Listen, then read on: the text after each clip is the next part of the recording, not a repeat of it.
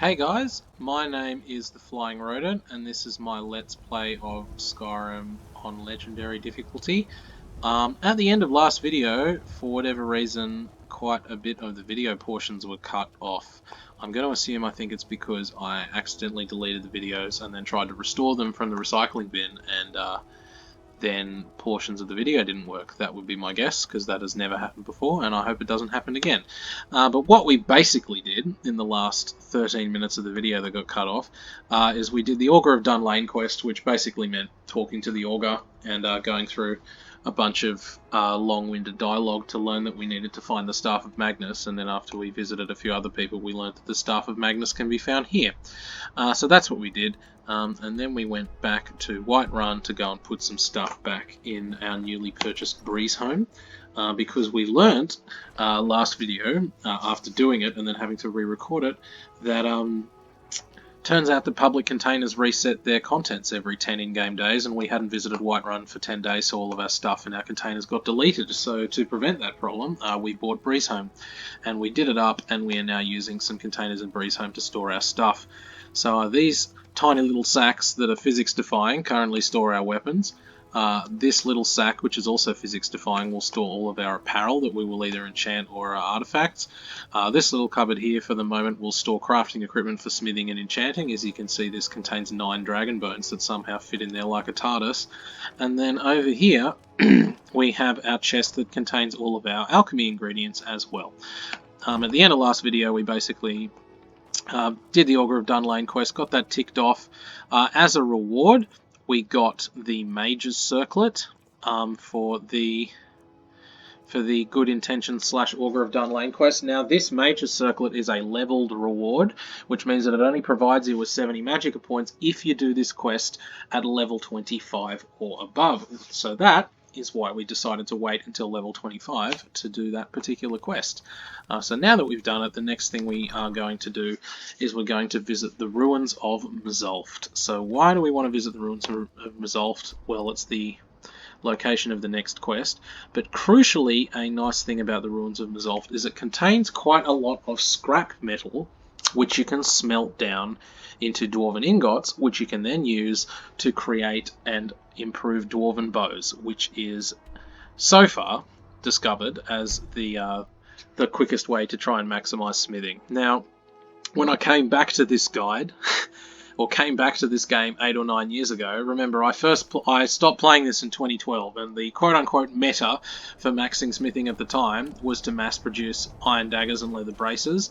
They then patched Skyrim a little bit and then made it so that the value of items contributed a lot more to the experience of making items, so then the new meta became making Dwarven bows, and then to improve on that new meta, someone discovered that if you just improve Dwarven bows as well as making a bunch of them, you can get smithing to 100 in no time at all. So combining all of those things in my guide, I basically suggest that there's 2 ways that you can quote-unquote maximize smithing. So the first way is the iron daggers, leather braces way, which is still a legitimate method of maximizing smithing. It just takes quite a bit of time. But what I did to ensure that you could do that in a reasonable amount of time is I basically invented a traveling salesman route that took you, sort of traveled you around various merchants around the land, so you can just purchase smithing ingredients while the shops are open and you don't have to run too far. It's a fairly, quote-unquote fluid way of grinding your way through the giant piles of smithing materials that you need to max out smithing if you were to do it from making braces and daggers. So that's the first way the guide suggests you can do that. The second way is that you collect a bunch of Dwarven metal and then you make an improved Dwarven bows if you take the Dwarven smithing perk, which this build didn't originally do, so that'll be an extra perk. And also if you collect a lot of Dwarven metal. So you need 2 things there. You need the Dwarven smithing perk, which means smithing needs to get to 30 at some point anyway. So we will be going through a little bit of the trading route to grind daggers and braces just to get it there, most likely. And then the second thing is that you need Dwarven metal. Yeah. So we're going to get that Dwarven metal from Mzulft. So that means this video will contain me trudging along carrying 1,000 pounds worth of Dwarven metal at some point. So hope you guys look forward to that.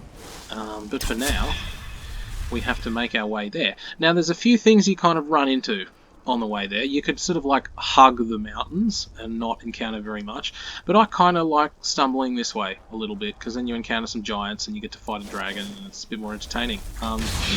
So we're going to do that instead. There we go. We'll summon something. There's already something to fight. There's a bear. Okay, yeah. And so another thing we did last... another thing we did last video is we got the Become Ethereal shout, so that in the event that a bear decides to get you from outside of your peripheral vision, you can just like panic mash Z, and then you're not able to be damaged for 7 seconds. Which is nice. That's a nice way of dealing with surprise bear attacks. Another way of dealing with surprise bear attacks is to walk around with third person on, which is what we're going to do now. I'm just going to soul trap the bear and hope he doesn't turn around and fight me. If he does, then I kind of have to sprint. That was a terrible shot. And also, as an FYI, I'm playing this on like less than 10 FPS because I'm playing on a really old laptop. Oh, there we go. I don't even have a gem large enough. Lol. Yeah. So don't expect any mechanical miracles from me, guys. I'm playing this for the first time on PC in about 8 years, and it's really laggy to boot. But hopefully the thought is there, and that's what counts. So we just gonna summon this little Dremora and beat this hag to bits, assuming they don't run away and heal themselves.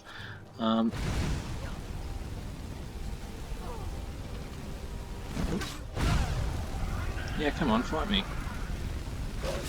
And there's a wolf too, so why not? We've got some wolves. Oh, we can probably soul trap these actually. Yeah, doink. I should learn the where soul trap actually hits things, because I assume it's a touch only spell that lands right in front of you, but I've seen some people use it and it actually has a bit of range. I should learn that. Anyway, it's a lot harder to use that in third person, so I probably shouldn't be in third person when I'm trying to soul trap stuff. Oh yeah, Dragon's Tongue is a nice little, fairly common alchemy ingredient around these parts of Skyrim, and that's used for a bunch of things as well, so it's worth picking that up.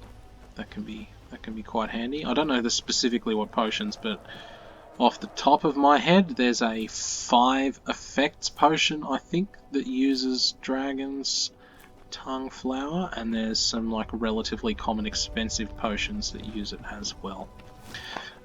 Yeah, I haven't played this game recently enough to know exactly what ingredients do off the top of my head, but suffice to say, I know that it is at least important enough that you should be picking it up.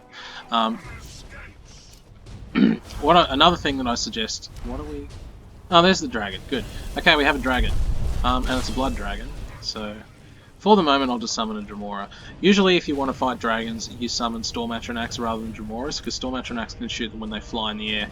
So that's exactly what I'm going to do once it takes off, which it should take off soon. There we go, now it's taken off. So we're going to summon a Storm Atronax, and Storm Atronax can shoot lightning bolts at them, which is nice. And then whilst it's doing that, we're going to summon a bow. Then we're going to go first person, because it's easy to shoot in first person. This is a Frost Blood Dragon, which is kind of nice. Both you and Lydia are Nords, so if you had the choice, you'd rather fight opponents that use Frost magic than Fire magic, because you're resistant to half the damage. This is also one of the fun parts about fighting a dragon in the wilderness, is they just decide to get bored, and then, you know, fly a few hundred meters somewhere else, and then just go and attack mammoths, because why not?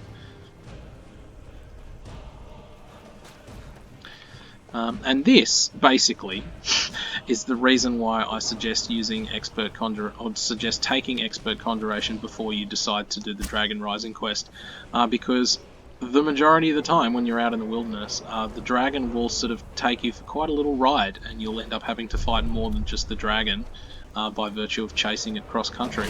So what we'll hopefully do is not aggravate the giants and the dragon.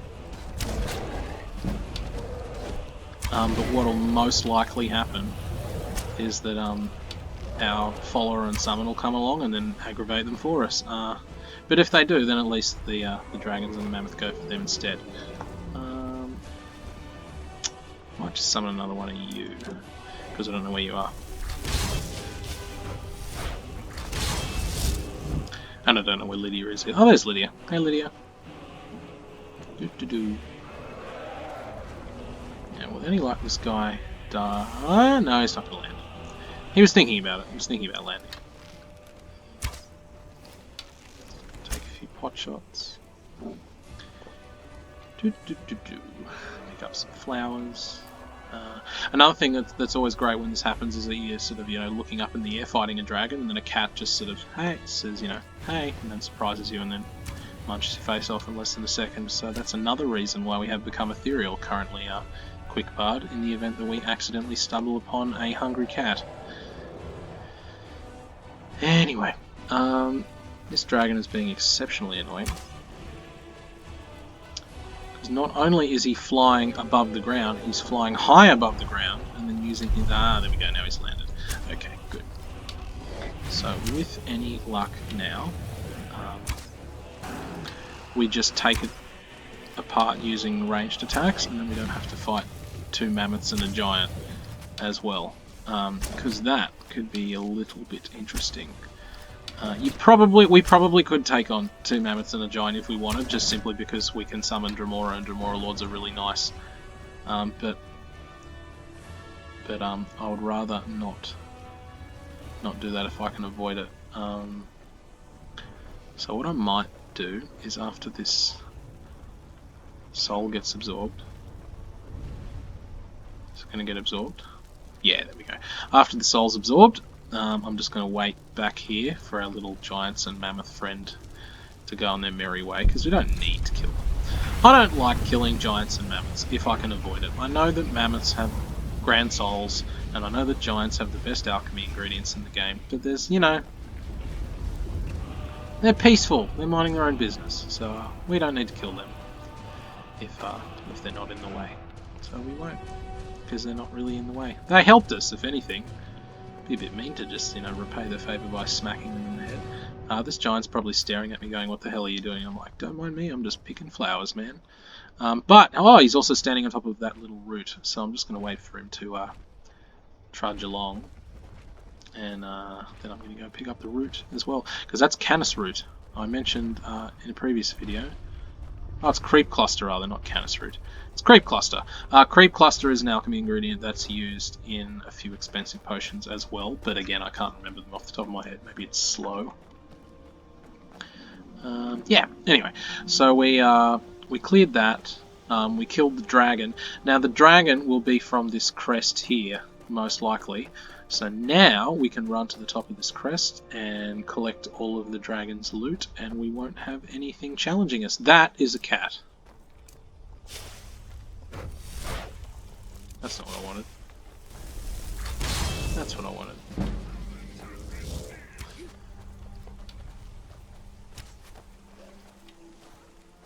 We're not going to get anywhere near that cat.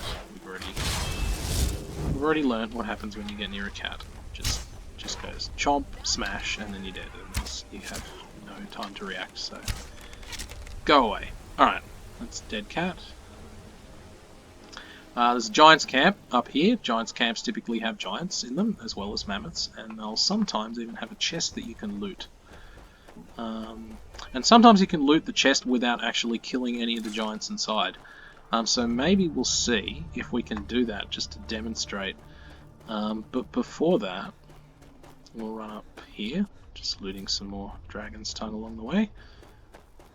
And yeah, so there's a word wall over here, there's a chest over here, so I can take the stuff out of the chest. Glass bow of fear, nice. Fear enchantments, unfortunately, are not worth very much, which is sad. For some reason, damage stamina is one of the most expensive enchantments in the game. Still don't know why.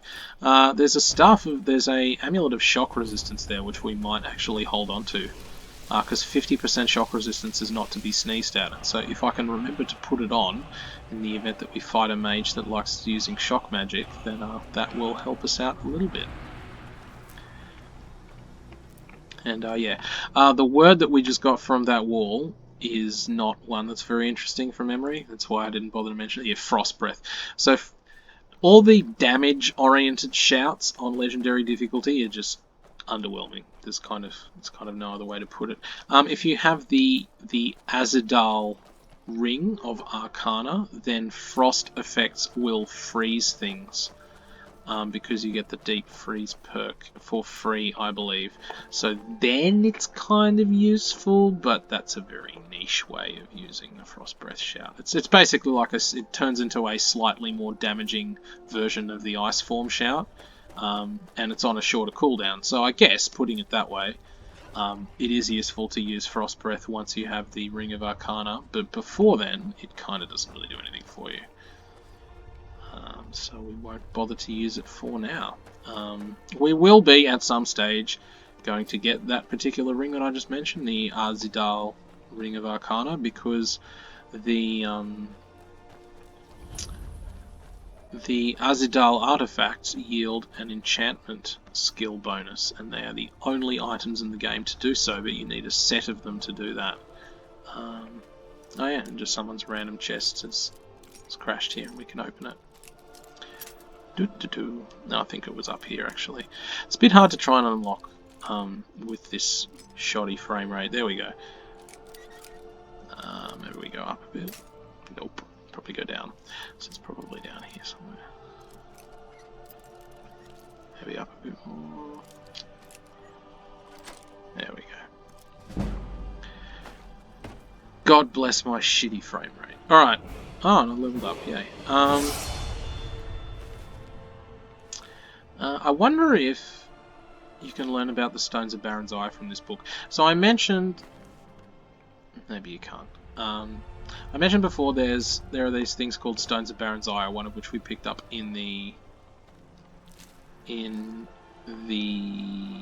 Felglow Keep. But I'm pretty sure, to my memory, the only way to find all of them is actually just to kind of cheat and look at online walkthroughs, because the in-game information regarding the stones is incomplete.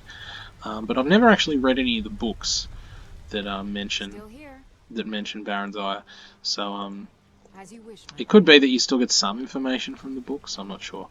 So what I'm going to do now is I'm going to try and run up to this chest and loot it and then run away, just to see if you can actually do that without pissing off the giant. So if I do that and then run off, he just kind of stares you down. Cool. He doesn't actually care about the contents of his chest. That's kind of funny. Well, there you go. That just proved the point. We could fight the giant. We've already fought a giant. But I won't bother at this stage. Let's just keep going. We're trying to be educational here. Just trying to do different things. So we just proved you can loot a chest from underneath a giant's nose and he doesn't give a crap. Yeah. Killing a giant's pretty easy at this point. You just summon a Dremora and then let it do its thing and then take pot shots. Another thing you can find here are Jazbay grapes, which are quite rare in the game. There's a quest you can get from someone to go and collect, I think, 20 or 30 of these. But Jazbay grapes can be found in this biome here. So this biome is technically the Windhelm biome. I can't remember the name of it. But it's kind of this like volcanic bog tundra. And yeah, you can find Jazbay grapes and Dragon's Tongue here in quite large quantities, and Creep Cluster as well. So we're just gonna pot around and grab some more of these, because why not? I did level up. So what I should do actually... Oh, there's another cat. First thing we're going to do is kill this cat before it surprises us and rips our face off again.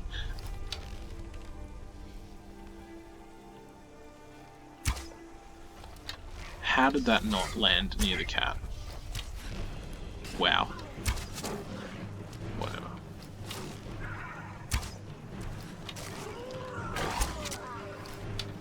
Slow-mo kill shot. How did that... Okay.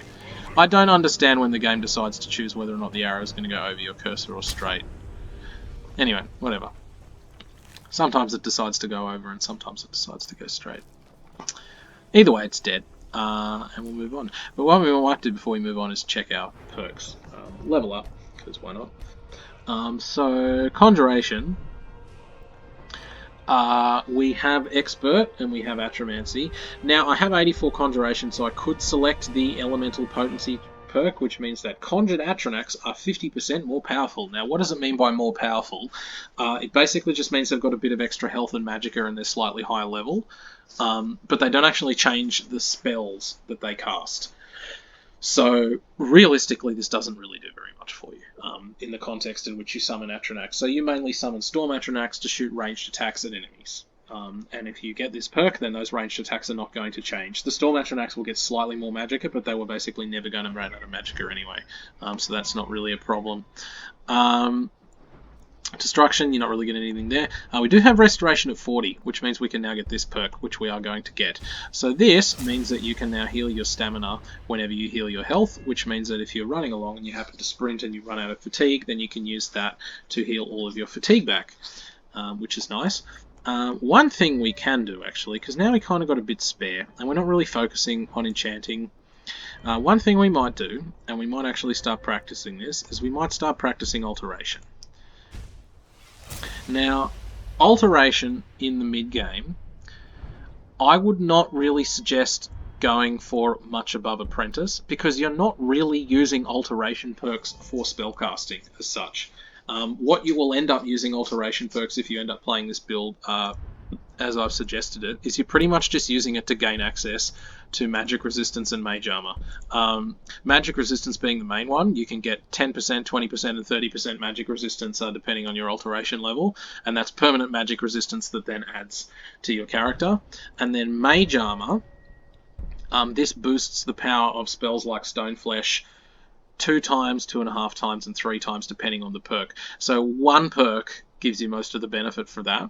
What it is useful to get this perk for is that if you are in an area that is littered with archers and you cast Ebony Flesh on you, then you can maybe survive 1 arrow as opposed to not surviving any arrows. That is what this perk is useful for. I mentioned before that archers are the bane of this character in the mid-game, and we haven't really come across any high-level archers yet, but rest assured, we will come across a Bandit Marauder or a Draugr Deathlord at some point, and they can just one-shot you, and you have no counterplay, and it's really sad. So this, if you take this perk, and you remember to use it, then it offers some counterplay.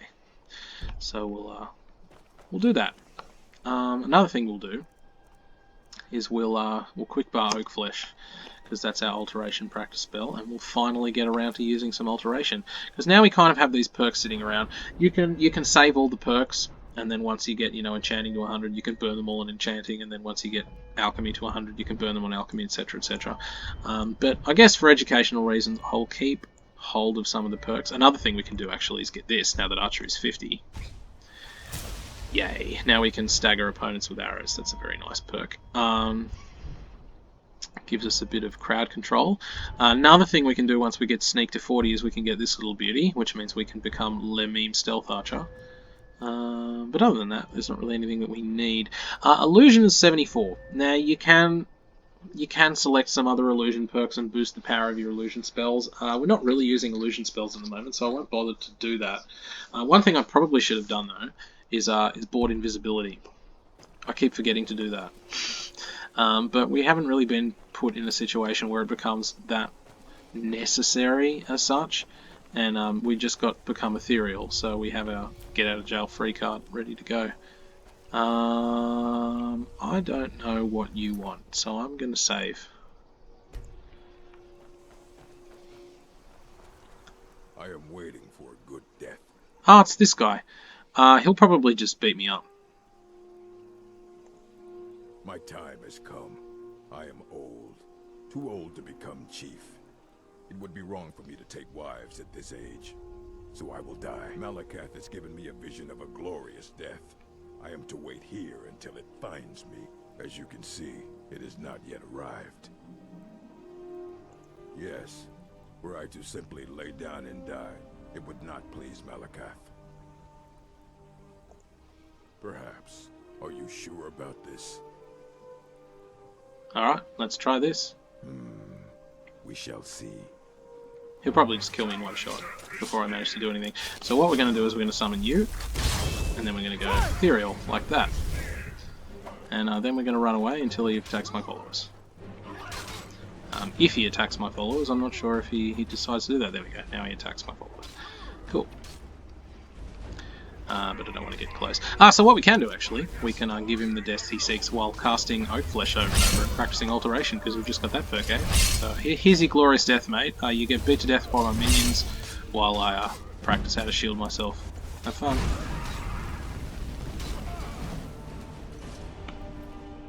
Glorious death, yay. So yeah, this is reminiscent of a moment in Morrowind, because we got to link everything back to Morrowind, right? The moment in Morrowind that I'm referring to is Umbra. So there is an orc in Morrowind called Umbra, and he is meant to be a metaphorical representative of the sword called Umbra, which passes its hand from, wielder to wielder amongst the orc people, and he's looking for a glorious death, and he wishes to die in a duel, and so you can challenge this guy who's standing up on a mountain behind Sauron to a duel, who happens to be holding Umbra.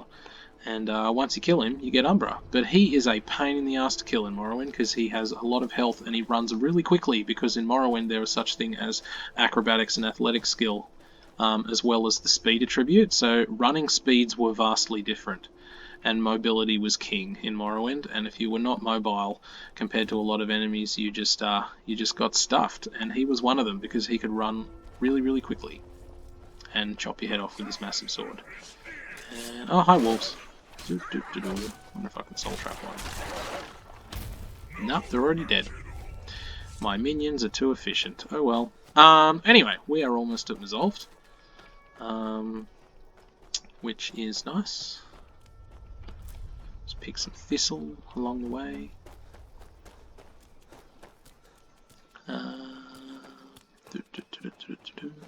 Where are we?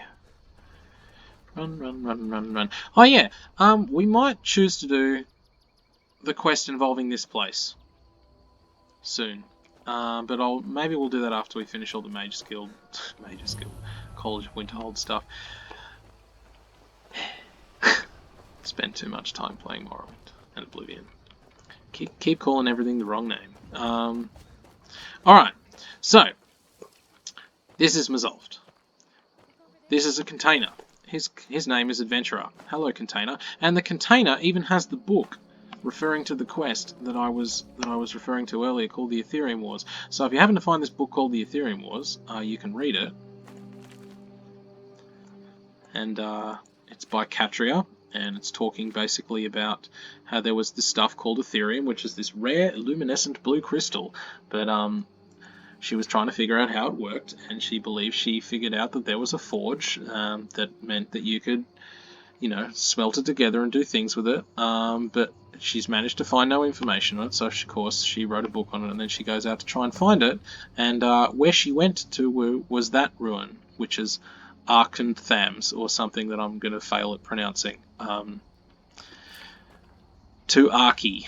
So in Arki, because us Aussies have to give abbreviations for everything instead of saying the full name. In good old Arki, you'll find the ruins, with the ghost and stuff. So we'll go over to Arki at some point in time, and in the meantime, we'll plunder this ruin. And we're currently carrying 212 pounds worth of stuff, and we're about to pick up a lot of metal. So what we are going to do is we're going to use this here Adventurer as a nice container to carry our stuff. So literally everything that we don't want to carry inside, we're going to now put onto this here Khajiit. And that should mainly include miscellaneous things, because I'm still carrying quite a lot. It's probably, bones, of course. There we go. Goat hide, horse hide. Yep, that'll do for now. We're gonna be picking up a lot of stuff inside, and so we're gonna use that cat a fair bit. So yeah.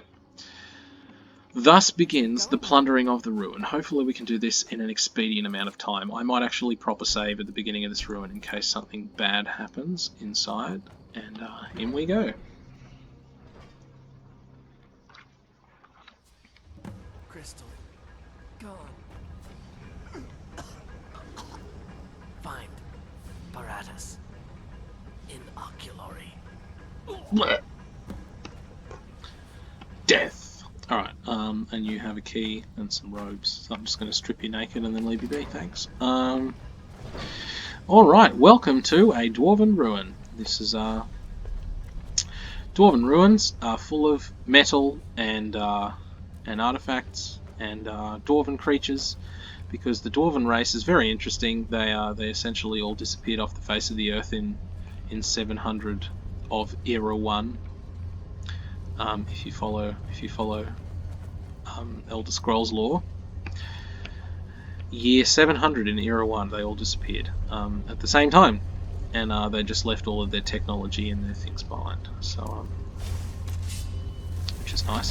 There's a trap here that comes down from the ceiling and spikes me, so I'm going to hope that one of these idiots don't run it over, and yeah, we're going to run through it. Like that.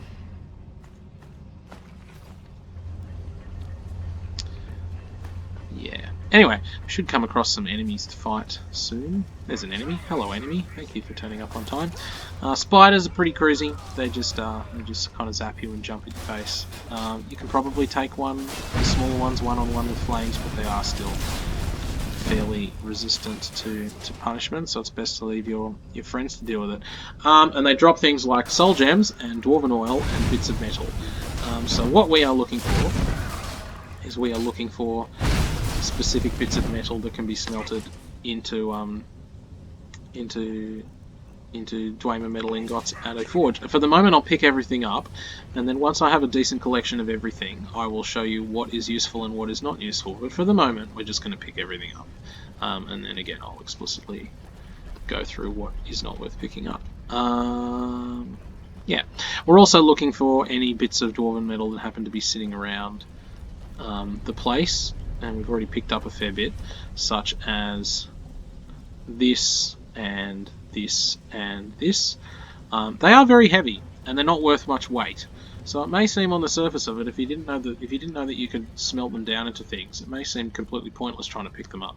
But if you take them to a smelter, then you can make quite a lot of money from them by smelting them into ingots, but more importantly, you can make stuff with them. And there's no way to make Dwarven metal. The only way that you can get Dwarven metal is to go to ruins and smelt things down into ingots. You can buy ingots, but they're kind of few and far between at certain merchants. So, oh yeah, there's another spider. My spider. He seems to want to kill me. So yeah. Anyway, yeah. Once again, I'll not put everything down yet. I'll just pick everything up, and then once I have instances of all the things that you're not supposed to pick up in my inventory, then I will go out of my way to drop them. But for the moment, we're just going to take all and everything. And I almost got spiked by that trap because Lydia almost boxed me in. Thanks, Lydia. Just going to summon a couple of you just to get some conjuration experience, because why not? Thanks. Okay, you're going to want to fight me. Bonk. Bonk. There we go. Oh no, you still want to fight me. Alright. Bye. What's in the chest? Ooh, some more metal. Thanks. And you've got yeah. Dwarven cog.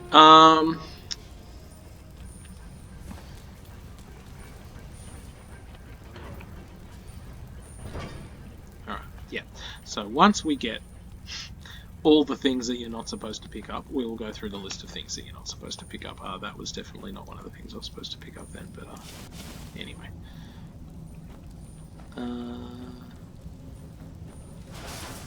Oh, jeez.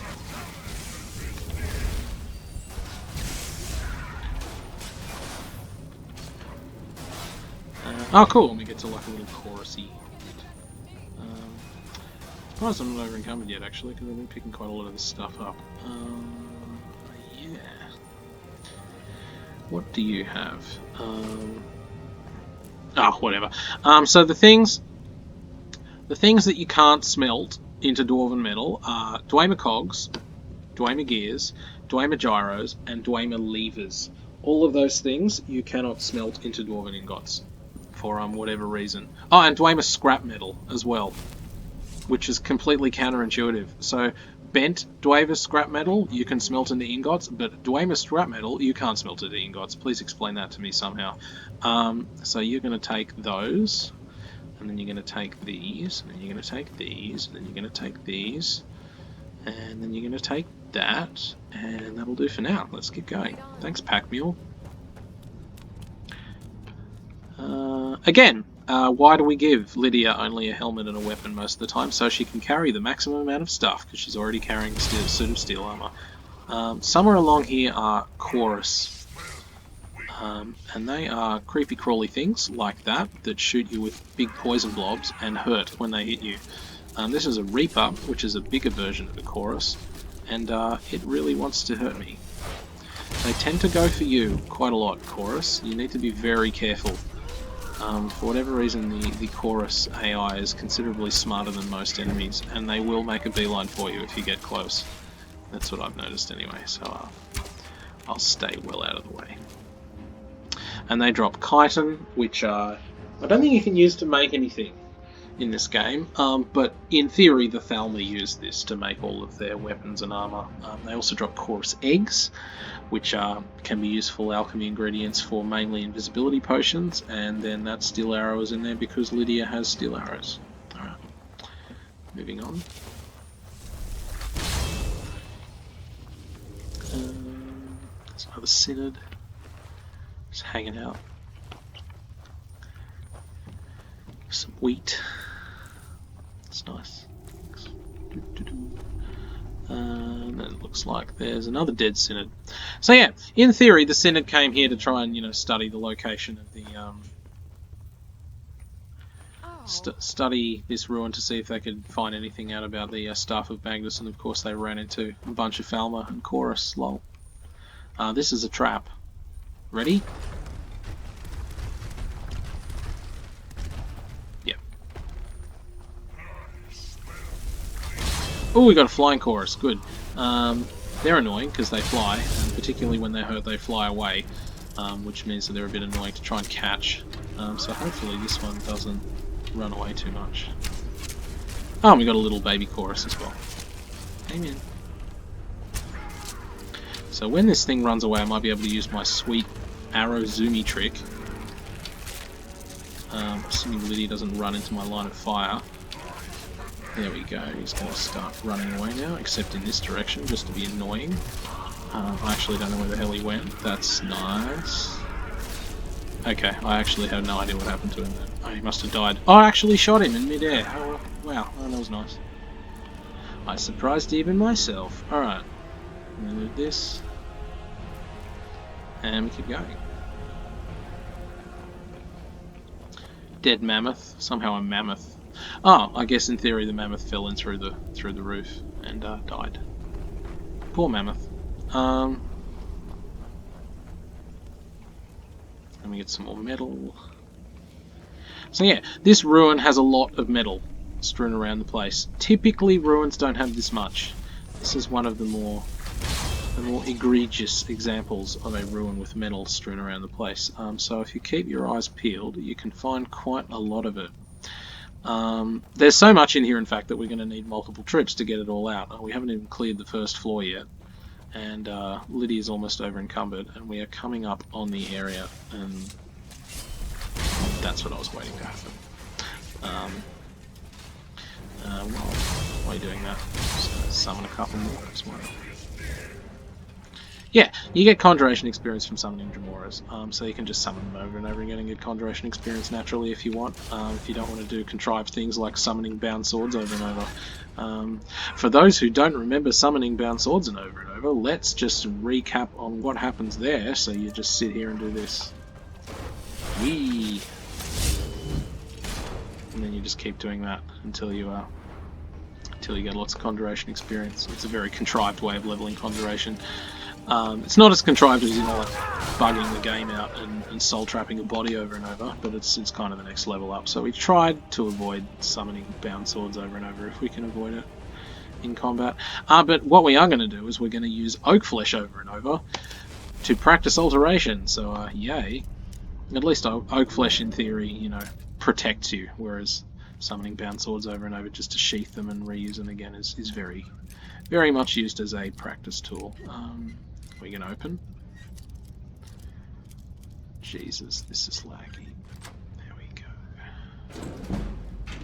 go. Alright, some more metal. Dwemer scrap metal doesn't smelt. So yeah, again, Dwemer scrap metal doesn't smelt down. Bent Dwemer scrap metal and large decorative Dwemer strut do. for some reason. So yeah, bye. Don't pick that up, FYI.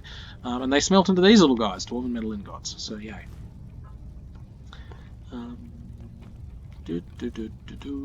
That's that. I am quite surprised that we haven't come across a Falmer yet.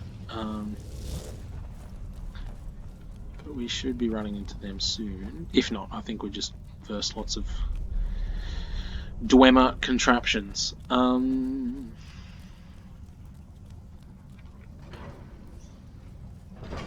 we go, another spider. And while we're fighting the spider, we'll just get some alteration experience, because why not?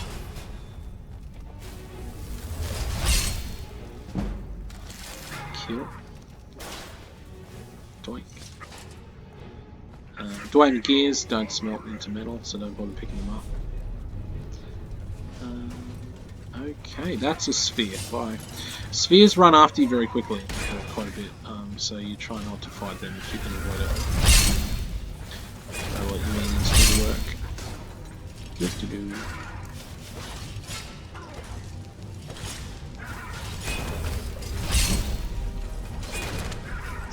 Ho-hum. Damage. So yeah. Welcome to Legendary Difficulty, where you deal no damage yourself until you can find ways to get weapons and spells that are so overpowered that you can actually start contributing meaningful damage. Hooray! Yeah. Oh, there we go. Spidey.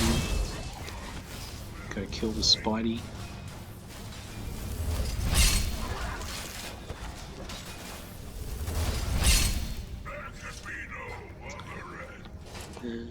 Cogs don't give you anything.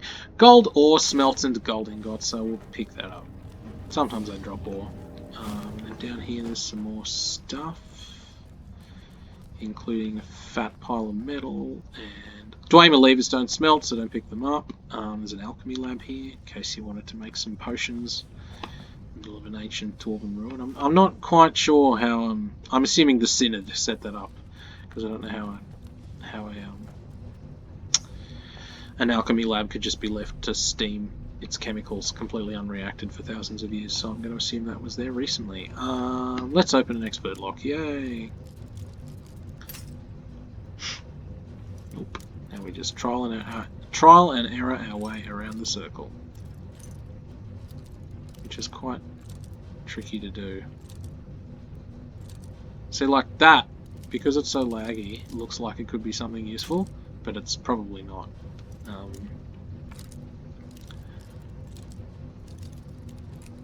That's more useful. Huh, there you go. Not complaining. And then in here we have all that for 3 gold and silver ring. Yeah. While you're here, let's trade some things, and I can give you some more metal, such as that and that and that, and I'll give you these because no, there we go. I can't even give you them anymore. Lol. Maybe that. And some of them, and maybe a couple of those. There we go. Alright, so Lydia is officially at max carrying capacity, and we haven't even finished with the first level yet. So what we're probably going to do is very soon we're going to have to trudge all the way back to the beginning, and then dump all our stuff on that little Khajiit. So what I might do, because there's quite a bit of this entrance bit, this might be the section where we have to do that.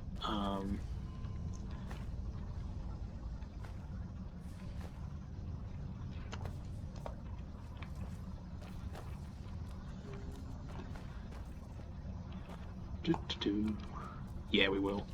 There we go. No? Okay. That's probably close enough. Alright, so we got to here, and now we're going to run back to the beginning and dump everything on the Khajiit, and then come back. Not that way.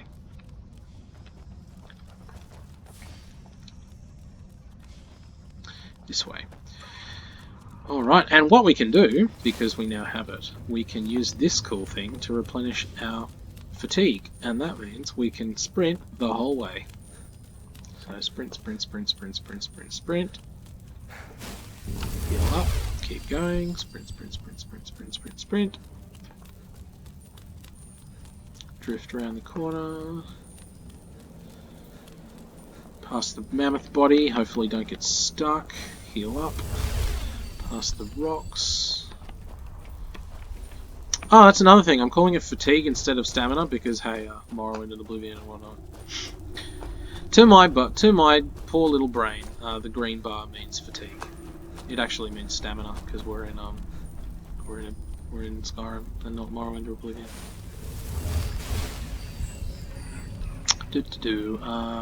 Where now? That way. Sprint, sprint, sprint, sprint, sprint, sprint, sprint.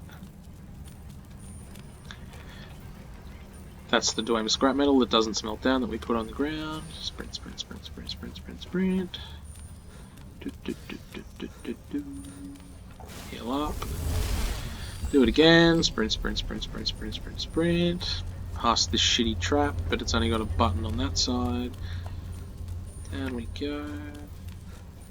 Alright, and we made it to the door, so now we're just going to wait for Lydia to show up. Thanks, Lydia, and then we go outside. And then we run over to our little adventurer friend over here, and then we... Come on. Still here. I am sworn to carry your burdens. You know what? Yeah, you can get your bow back later. You need to carry stuff. That's more important. You keep your dagger, because then you can hit stuff with your dagger. And we're going to take all this stuff off you. And then we're going to put it all on this cat. That's not what I wanted to do. Then we're going to put it all on this cat. I love this game. And then we're going to put it all on this cat. Thank you. So yeah, what I need to get in the habit of doing is when I get my mouse hovered over something, press D, because you can't click on it, because the game's funky and stuff. They can go there, they can go here, yes. They can go here, yes. They can go here, yes. They can all go on the body. There we go, now we're getting to a more reasonable weight limit. Just need to store that, and these, and probably some apparel, so maybe these guys. And that, and what else is weighing me down so much? Maybe it's just ingredients, actually. Yeah, you do have a lot of flowers and Dwarven oil, don't you? No, it's not so much Dwarven oil. Anyway, that'll do for now. Let's go back in. Whee! So yeah, for this first floor, you can carry all of it out, like that, and at least make sure that the first lot makes it back to that body. It's probably the fastest way of doing it. When you get further into the ruin... Crap. That was close. When you get further into the ruin, the fastest way to do it is kind of just find containers to hop all the materials to, and you sort of just have to ferry it back and forth within the ruin, is usually the quickest way to do it. And then when you get to the very end, you unfortunately just have to trudge down the side of the mountain carrying a bunch of stuff, and then just sort of haul it back to town in segments. But that is the most efficient way to do it. Thankfully on Skyrim, I can do this, I forgot. Thankfully in Skyrim, when you're over encumbered you can still move. Back in my day, in Morrowind, if you got over encumbered even by 1 pound, you were just rooted to the ground and you couldn't move. Which made things like strength decreases and burden effects like the most infuriating things to deal with in the world. If anyone remembers Greater Bone Walkers, hey? Yeah, Greater Bone Walkers were bae.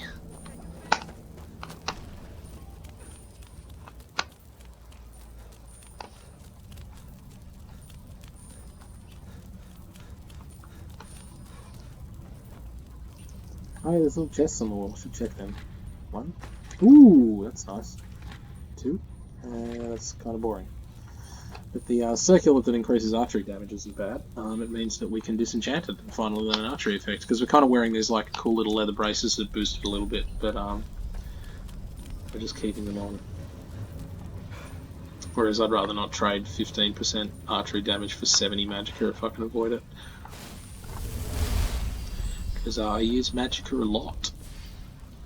Alright, we are here. So what we're going to do first... summon one of you guys again. There should be a little sphere. Oh, there's a spider. A couple of spiders. Alright, there's a couple of spiders that pop out first. That are going to try and fight me, so I'm just going to run around in circles until I think that's a bad idea. Actually, you know what then I'm going to do? I'm going to do this. I am the mage. And then you run along here, and once you get to the middle, then they decide to pop out. Like that. So we're not going to run across there just yet, because we kind of want our magicka back, and we kind of want these things to die. Have we finally killed them? Good, thanks. Pick up the Dwarven oil, thank you, and then from the other one, pick up everything. Alright, so yeah, we are going to, hopefully, so we do this, trigger the stupid things popping out, and then you run across. Easy done. There should be a sphere that pops out of the wall there, that our Dremora friend is going to get rid of, and our Lydia, of course, is going to stand in the middle of the pistons and shoot them, but at least now she's not on the triggers, so in theory, she shouldn't get hurt. Let's do something constructive, eh? So just, oh wow, okay, you can just like leap in front of my arrow, that's another thing you can do. Sorry. I think I picked up a gyro then or something, but I'll figure that out later. A bit more metal. Yeah, I don't think there's anything down the bottom that we missed. Oh well, I guess I've got to find out now because I've run off the edge. Lol. Nah, nothing interesting here. Oh, I'll get to run through this thing again. Whee!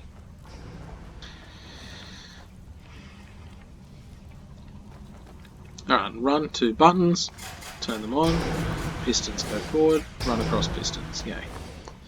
Oh, I missed that though. Alright. Do we make it through? Yeah, good. Alright. Summon another one of you. Alright, now we see some dead Falmer, which kind of is foreshadowing for the fact that we're about to come across Falmer. That's nice. Small Dwemer lever. I don't think that smelts into anything, so yeah, that doesn't. Goodbye. That does. That doesn't. Let's do this. Actually, now we can see for good. Dead Falmer. Dead Spideys. With some ore. Falmer ear and some poisons. Oh, I don't need the scrap metal. Alright, well we can use this as an opportunity to dump all the things that are bad, so lever can go and scrap metal can go. Thanks!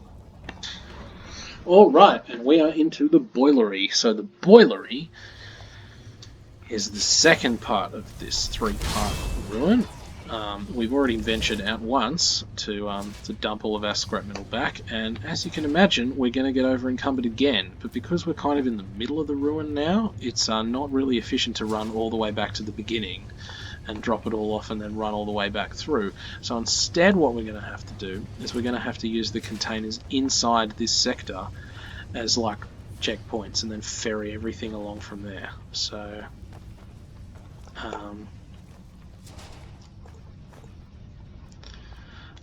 yeah, we might do that. So what we'll do once we once we are finally over encumbered with metal again, is we'll pick a nice corpse and we'll dump everything on that, and then we'll start from scratch, and then we'll pick a second corpse at the end of the map to dump everything on, and then get everything ferried from the first corpse to the second corpse, and then kind of leapfrog it along the ruin. And we can smell weakness, which means that there's an enemy nearby, probably that guy. Hello, Falmer. Alright. So, Falmer. Falmer cannot see you, but they have amazing hearing. So you can, if you have muffled movement, you can sneak up on Falmer and do some fun things with them, and you can also stealth archery them to death while you're effectively looking at them, staring them in the face, and they won't be able to do anything. They're very, very prime targets for stealth archery, the old Falmer, but they do have amazing hearing, so they can hear you and stuff. So if you're not very silent, they'll pick you up from quite a long way away. Some more metal.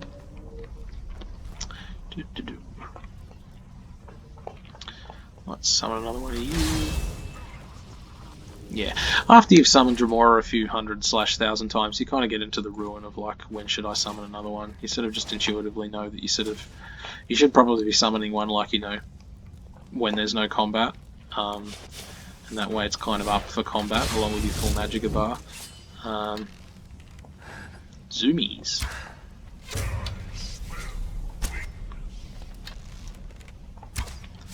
So yeah, like literally I'm staring at it and it doesn't know where the hell I am. And it'll only know where the hell I am because the Dremora runs up in its face and goes, "There you are, weakling!" And I just sneak attack the Dremora Lord. That was kind of sad. Anyway, it has no idea where I am. And it's kind of lost. Bye. Poor old Falmer. Summon another one.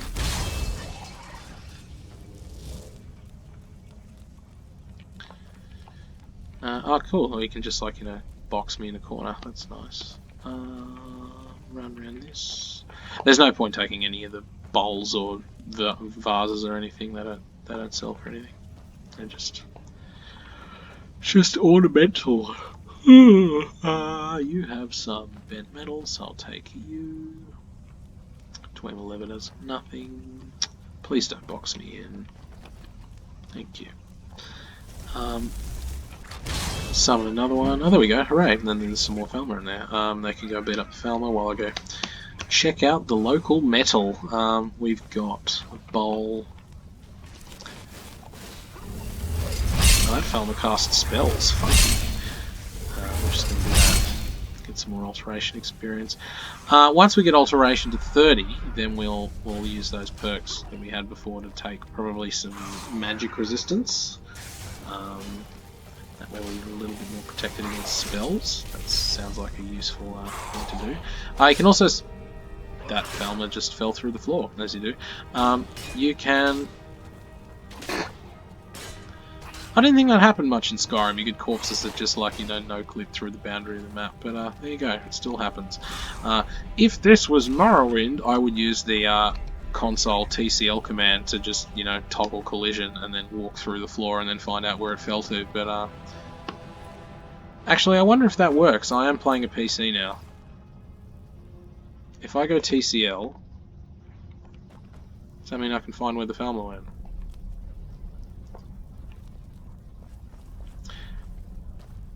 Not really, and it's kind of harder to see. It was a lot easier to see in TCL in Morrowind than it is in Skyrim. Not that you should use cheats, but hey. Morrowind was buggy as fuck, and so you use TCL a lot if you didn't want to deal with the bugs and reload saves all the time. We are over encumbered, so let us now. I am sworn to carry Let's your burdens. trade with you.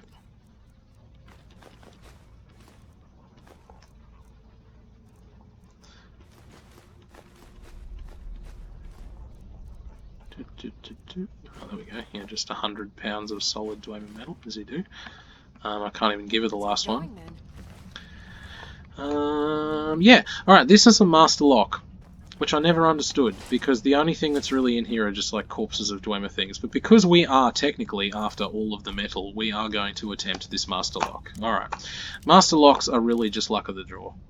You can burn 40 p, well, not 40, but you get basically like 3 goes per pick. And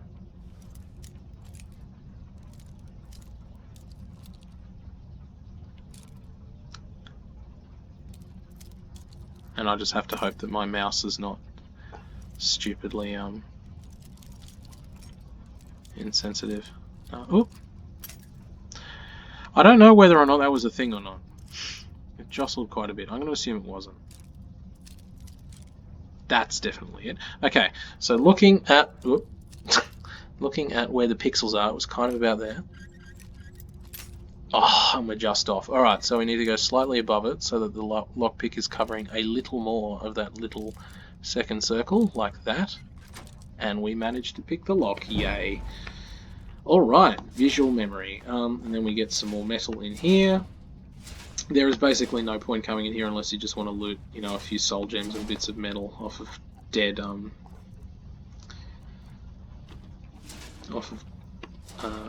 yeah, dead contraptions, because that's all you get off these guys, is a bit of metal. Yep, that's it. Master lock, ladies and gentlemen, for a bit of metal and some soul gems. Let's check over here. We've got some more. Picked up a freaking Dwarven scrap metal, of course I did. Gears and cogs will leave you alone. Dagger, why not? Some poisons. A gate with nothing, assuming a holding cell several thousand years ago. And we are on to the next part. Alright, so... Oh, we're at 145. We can probably walk for a bit longer. Okay. Where do I summon you? How about there? No, not close enough. I'd like to summon it like on top of the enemy, like that. So that it can't get past. There we go. Thanks, Lydia, for taking that poison shot.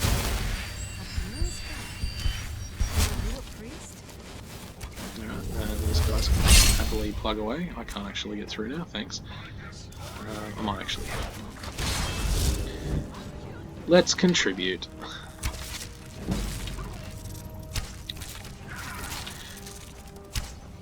Oh. No,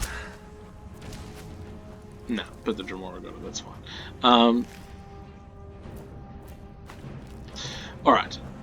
Yeah. So yeah, I guess as an FYI, yeah, your build's main sources of combat are your summons and your follower. So once you get expert conjuration, you could technically never hurt a living thing ever again yourself, and just resort to letting your minions do all the work for you. If you wanted, I am going to do that now because I don't know what's going on. Oh, you're very adamant. Okay, that's an annoying chorus. This is going to get fun. I mentioned before the chorus are a little bit more determined to kill you than the average enemy. That was an example of it there. How do I?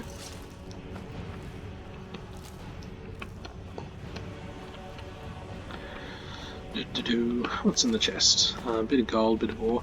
You can, yeah, so now that we're in this part of the cave, you can loot these little eggs. Oh, some imp stool. Sweet. You can loot the little egg sacs and get some chorus eggs and hoard them for invisibility potions. I'm not going to bother picking up the kite because it is actually worth quite a bit of money on its own. But you can't really do anything with it. So yeah, I'm just going to leave it be. And there's plenty of other things that drop chorus chitons. It's not something we need. Hello, anyone there? There you go, little chorus at the back. Hey man.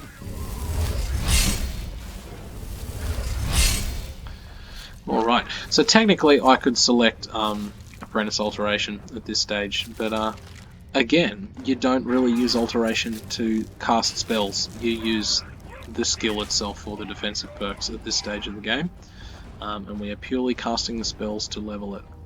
So yeah, just as a, you know, but we are casting Oak Flesh, you say, and that actually manages to increase our defense by a whopping, drumroll, 40 armor points. So just to give you guys an idea,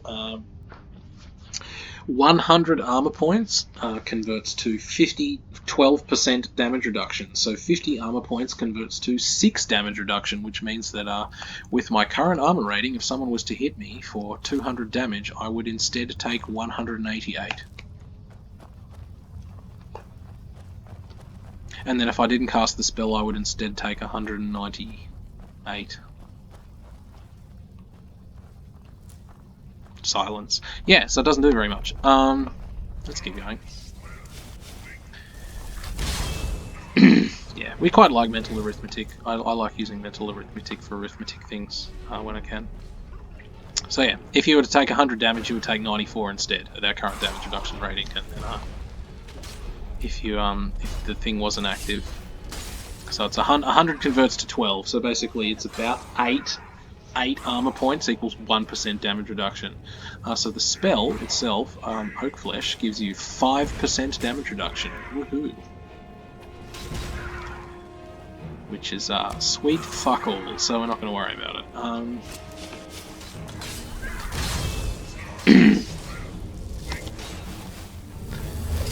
I was hoping the Dremora would get summoned behind Lydia there, but it didn't.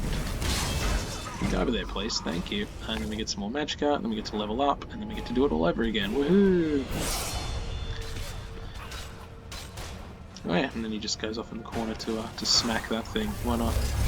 Just gonna stand here and cast some oak flesh, get some alteration practice in. And then once everything's softened up, I'll summon a bow and make it look like I did all the work. Thanks. See? Killing blow. KS'd, bitch. Let's loot you. Oh, there's some nightshade. Oh, but that's on the Falmer. Loot some more mushies. I mentioned back in the Bleak Falls Barrow episode that glowing mushrooms are really common in Falmer caves, and this is effectively a Falmer cave, so you will find glowing mushrooms in here. Hooray! Some more dead synod. With nothing much there. Alright, yep.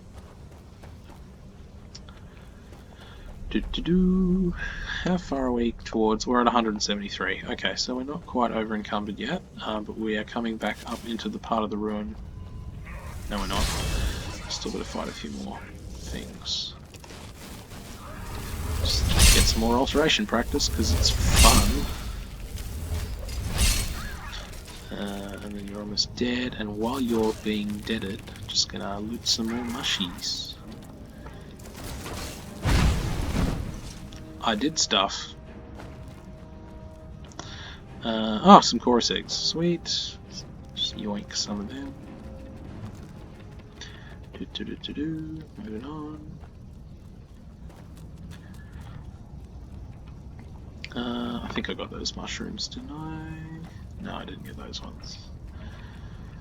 Might as well loot all the mushies that you see, because they get used for fortify smithing things later on if you don't have some already. I'm just going to plonk you there in case there's someone else, which it sounds like there is. Falmer. Just going to summon another couple just to sort of freak this Falmer out. Oh, it decided to make a beeline for me. Whoops daisy.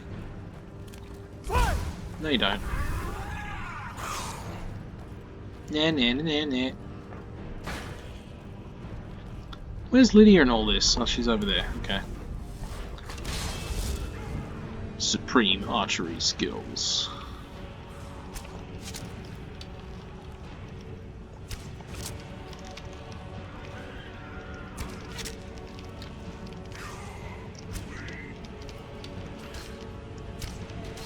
No. Yeah, alright, let's die. How did that not hit? There we go, alright. Alright, well, I reckon we're going to be over encumbered soon, so I reckon this Falmer corpse has volunteered itself to be our container of choice. What do you say? So let's just pick up some more bits of metal. Maybe we can... No, I didn't mean to pick that up. And I don't want to pick that up anyway. Bowl can go away. Bye, bowl. So maybe not, actually. We can probably go a little bit longer before we decide to dump everything on a corpse.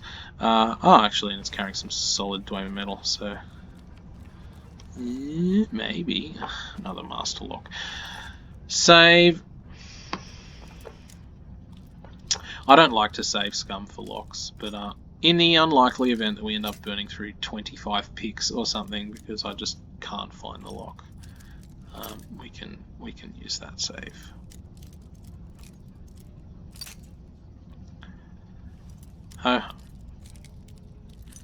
Hey, we found it. Alright.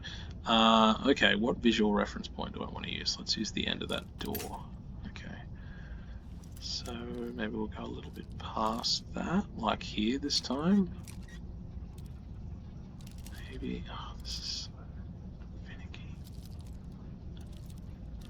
It's insane. You just can't do fine motor skills in this at this frame rate at all. Anyway, we made it. Yay! And I got 2 lockpicking points for just opening that door. Aren't I the best? Oh, and we found that. I don't know if we found a conjuration item yet, but we'll disenchant that. because once again, Magicka is better than just flat out conjuration. An alteration book, just to fit with the theme of us spamming oak flesh at the back of battle over and over.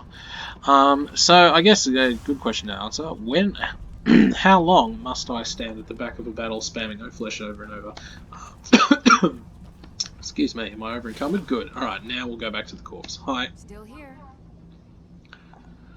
How can I serve you, my king? Just gonna take all of your metal. Cool. Let's get going then. Now we go back to this Falmer, very slowly, as my Dremora dies in the background.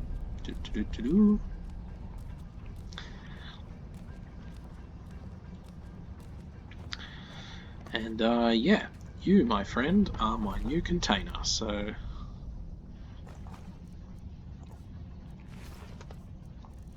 that I can just mash take all on you later, I'm just going to drop you, and I'm going to drop you on the ground, bonk, and then I'm just going to put metal on you.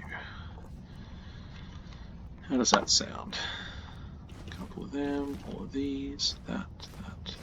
Ah, I should have dropped the freaking scrap metal, whatever. Them, and that.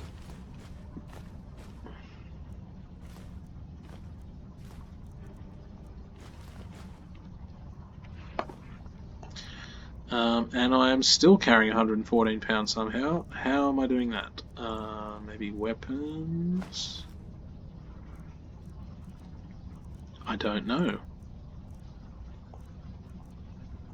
I just clicked that. Weapons. Yeah. Dagger, sword, staff, more daggers. What is weighing me down so much? This is an interesting question. Maybe eggs? No, I don't have any eggs. Scrolls? No. Food? No. Very weird. Anyway, we've dumped most things there, so that's fine.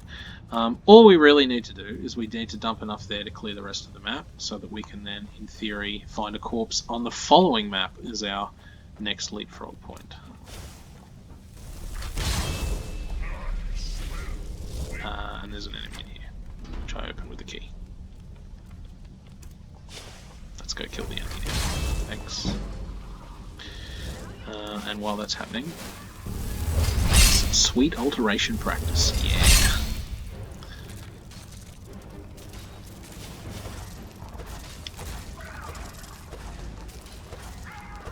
Hang on. There's nothing down there, so we can safely turn a blind eye to that direction. Oh, fuck. Shoot. Dead. Bye.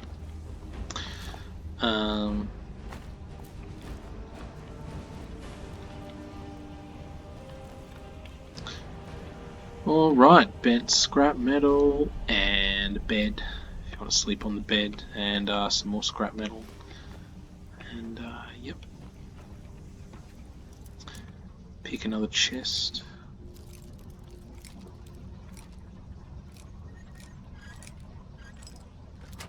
Cool. Alright, let's get going.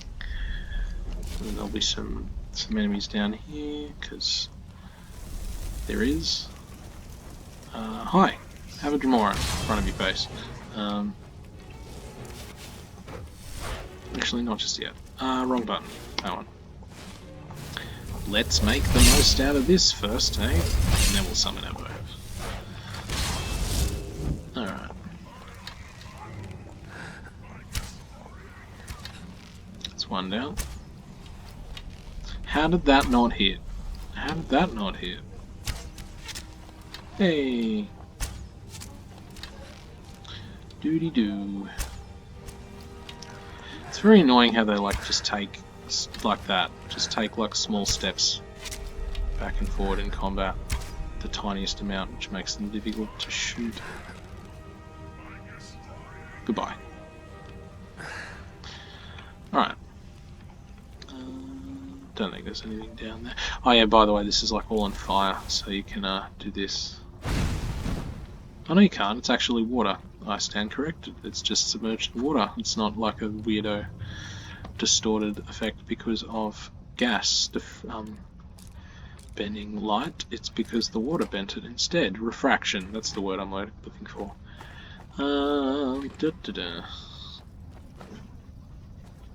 Yes, it is not. It's not gas that is refracting the light. It is the water. All right.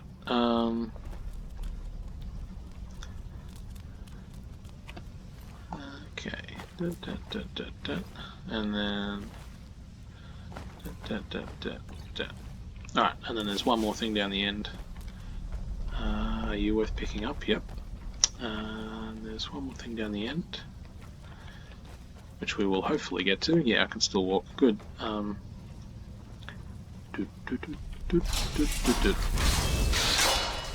Hi.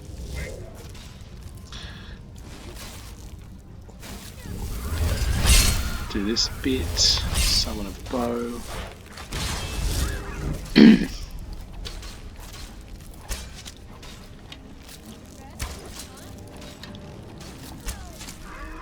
Plonk. Cool. Out of the way, you. Yep. One of them. One of them. Same spider. What's in here? Shield. More metal. Warhammer with a fire enchantment on it, so we'll hold on to that. Why not? Alright, we're almost over encumbered, so hopefully we can make it. Actually, I haven't given anything to Lydia yet, so we'll easily make it to the end of the map. Ho-hum. Alright. I take that, and can't think of anything else off the top of my head. Oh, this is the way to the end of the map. Okay, so what we might do is we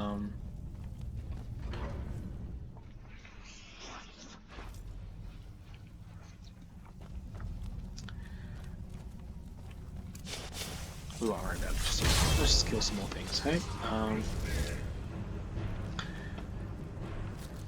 Probably need another couple of leapfrog points before we get to the end, but for the moment, just do the alteration practice dance, and then summon a bow, and then plug away.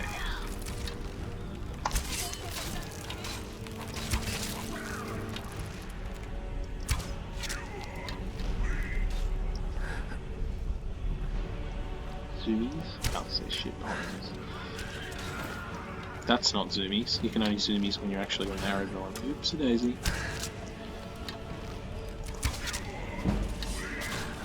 Goodbye.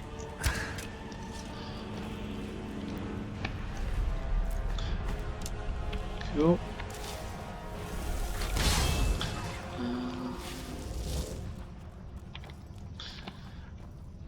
Then... this is the final chamber. So yeah, now is a good place. We might be able to... Yeah, good. Good. That works well. Let's just summon you around the corner. That's not ideal though. So while Demora's dealing with everyone else, it's up to Lydia and I to kill this guy.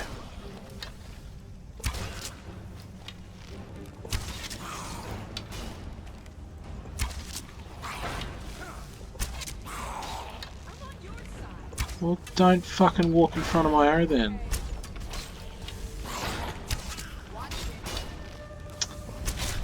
Thank you. Alright. Meanwhile, Dramora's just busy slaying, I can't even think of the word. I'm not even going to bother. I was trying to think of a generic internet insult and I couldn't. I was going to say slaying chads, but the Dramora's the chad. So these are the... Yeah. Goodbye. Ow. Yeah, that's a high level one, so we might just make sure his attention redirects towards that guy.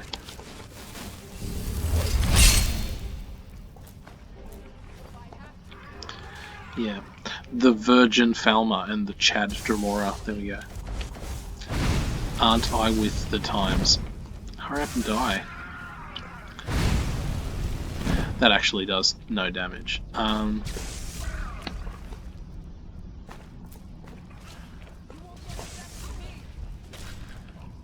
Goodbye. Hey, and then you get the focusing crystal, and he gets nice, and he has a nice staff. And now I'm carrying 295 pounds. So what we're going to do, because ultimately we want to sort of ferry everything out of here. We need the observatory key first, don't we? So that's kind of sad. So what we're going to do is we're going to have to use one of these corpses here as our drop-off corpse. So congratulations, Falmer, you have volunteered as our leapfrog corpse, because I can't be bothered to run all the way down the bottom and all the way up the top to make another Falmer the leapfrog corpse. You're just going to be the leapfrog corpse. So I'm just going to take these, and then I'm going to dump them, like so. And then we are going to put everything on you, like this. So you.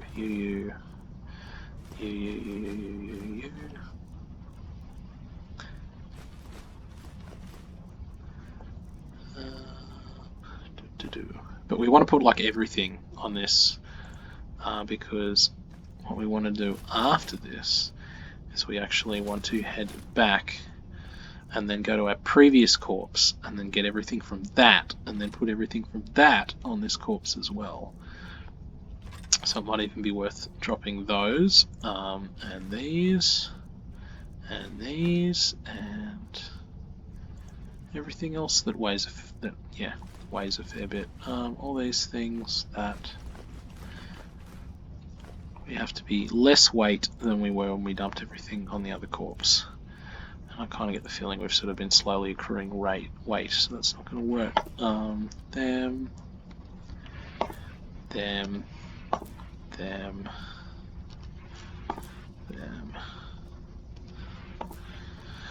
Alright, that should do it. Yeah, that'll do. Alright. And now... I'm right behind you.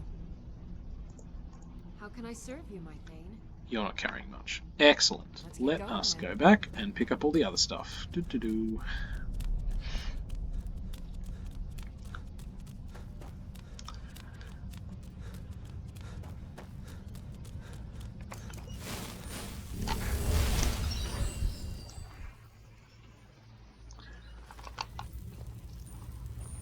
Alright, so yeah, so far what have we done? Because we're quite far through this now. We have looted most of the contents from the first floor and then taken them outside to a little adventurer that conveniently acts as a container outside. And then we've gone to the second level and we've dumped our second lot onto a Falmer. And then we just dumped our third lot onto a Falmer in the third map. So what we're going to do now is we're going to go back to our Falmer who is on the second map, who is this guy, and then take all of his stuff and then ferry it back to the corpse on the third map. Still here. I am sworn to carry your So in theory, burdens. now I can just give you all this stuff. So that, and then if we go to metal, all these two, good. All right, and now we run back to the other corpse.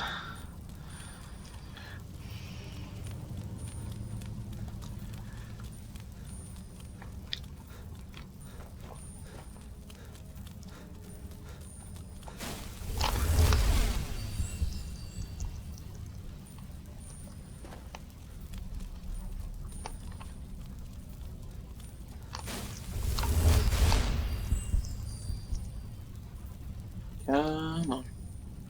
There we go. And through.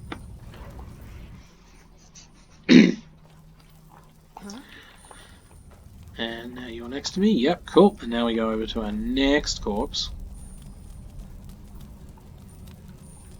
who is through here. Can we pick this up? I'm so disappointed that you can't pick up this bit of metal. Sad. And then you become the corpse that we dump everything on. Alright, so then we drop off this stuff like that, and then we talk to Lydia, I've got your back. and then I am sworn to we carry grab your everything off burdens. you, like that, and then we put you on this.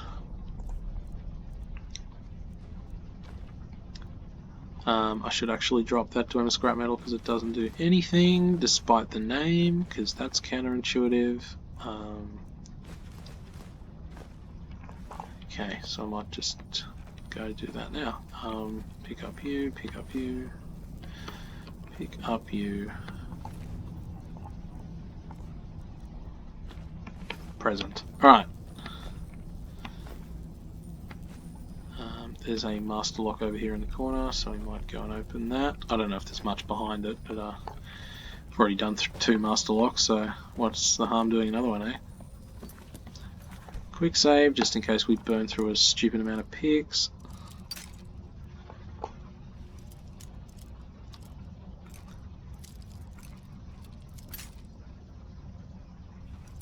Yeah, I only reload the save if for whatever reason I've made my way around the entire circle and I've burnt like 15 picks and I can't find the spot, and then I just sort of flail around doing it, and 30 picks later I haven't managed to find the spot, and then I just reload it. But we just found out it's somewhere around here, so not there. Maybe a little bit over here. Nope. Okay. Maybe a bit further this way then. Beautiful. Alright. All that for 15 gold and a couple of potions. But I guess we got some lockpicking experience, so cannot complain. Alright, so that's that part of the ruin. We need to get a key to open that door that's above the stairs, so now we're going to go down to this part of the ruin. But on the way we'll loot some more spideys who are in battle with this synod lady. Yeah. And there's a big open chamber with nothing in it. This looks kind of ominous, but there's a lot of metal in here, so we're going to pick up all the metal, which is why, again, we decided to use that corpse up the top as our dumping ground, and we didn't decide to come down here first, because there's a lot of metal to get. More of that.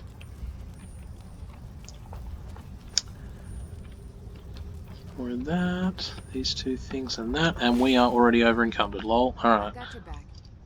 How can I serve you, my thane?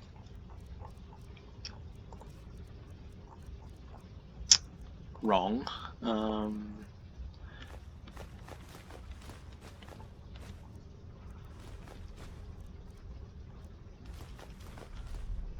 There we go, and now Lydia's already over encumbered. There you go. Okay. Let's go in here. Can't remember where the next enemy is. I don't think it's for a while, but just in case, we'll summon you. Maybe there's a little annoying thing we have to fight. Any more annoying things? Nope. No, we just got these 2 dead Falmers standing, next to a door, which is a little bit of an ominous sign. So we are going to do this, and then we're going to go hi.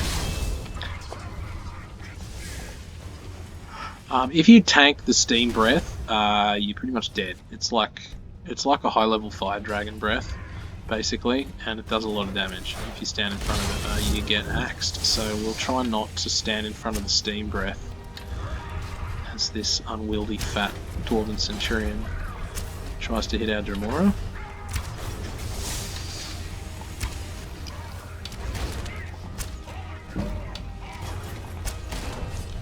Doody-doo. Lydia joins in with a cool little dagger.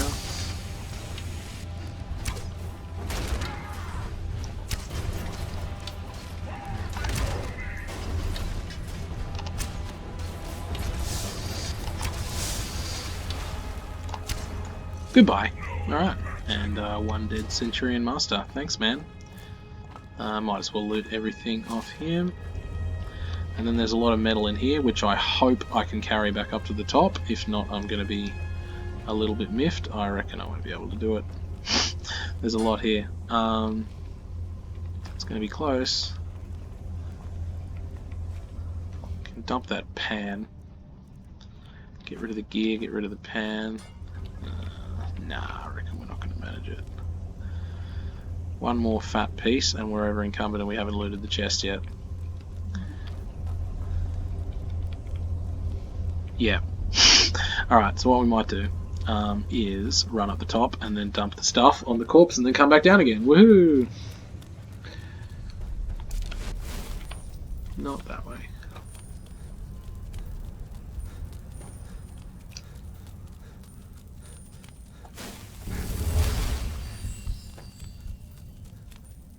So yeah, there's a lot of metal in this ruin, but the way to get it all out is to basically leapfrog it along different corpses which you can use as containers. At least that's one way you can do it. And then by the end, you have to eventually carry it all out, but at least you're doing it all in one go. And you are minimizing the amount of time that you spend over encumbered. So I think that should be enough. I don't think I have to now talk to Lydia and access her inventory. I hope not anyway.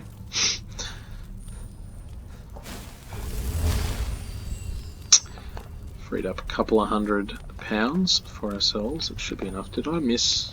Yeah, I did. Anything else? Am I missing? Let's use this. Oh, that might be an idea. Blind everyone temporarily while I search for stuff. Nope, nothing there. Alright. And then we're back in here, looting all the metal. We got you, we've got you, we've got you, we've got all this stuff on the side. Don't pick up the scrap metal because it doesn't smelt down into metal for reasons. Large Dwemer scrap metal and bent Dwemer scrap metal all smelt down, but not Dwemer scrap metal because programmers forgot to add that one in, I assume. Anyway, and then we have the chest, which has a key and some cool other little bits and pieces, including what looks like something else that I can disenchant. And so now we head up to the observatory. I can't remember if there's more metal in the observatory, so just in case there is, I might dump our things on this corpse again. And then worst case scenario, we just have to come back, which we're going to have to do anyway. So, dump you, dump you, dump you, dump you, and dump these. That'll do. I don't think there's that much up here.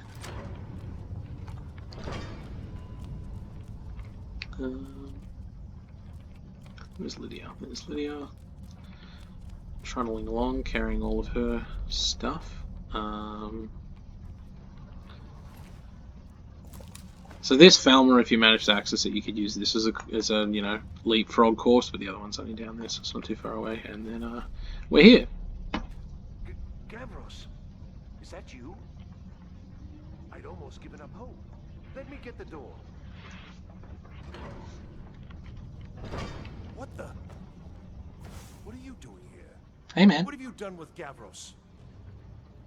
He just like spectacularly died in front of me. It was the Falmer, wasn't it? Curse them! They've ruined everything. If Gavros is gone, there is no hope. Surely this educated group of Imperial mages understood that Dwemer ruins had Falmer in them. Maybe because they come from Imperial land that is not Skyrim. They're not used to Falmer not inhabiting all of their Dwemer ruins. It didn't work the first time.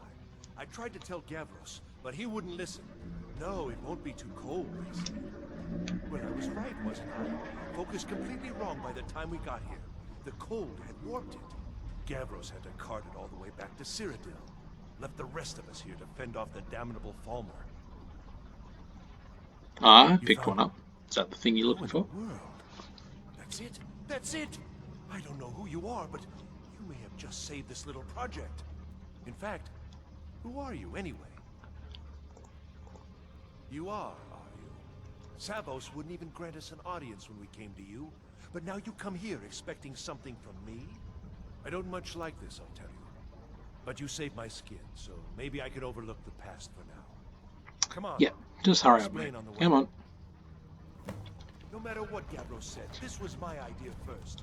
The Council is going to know that when I get back. I was the one who thought of using this oculory. Can I loot the flower without looting the bowl? Yes, I can. Hooray. Sure. From all our research, it seems they were intent on discerning the nature of the divine. This machine That is open. Sweet. We'll return to that later. I'm not sure. Split it somehow? It was my idea to replace one of the key elements with our focusing crystal. Months of enchantments went into it. Let's just hope they got it right this time. Whee! Alright, because we are now in downtime, we can do this.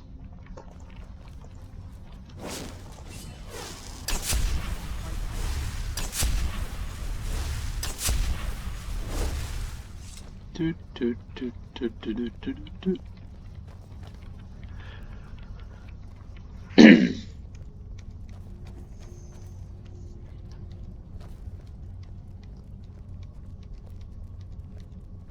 Doody-doo-dee-doo.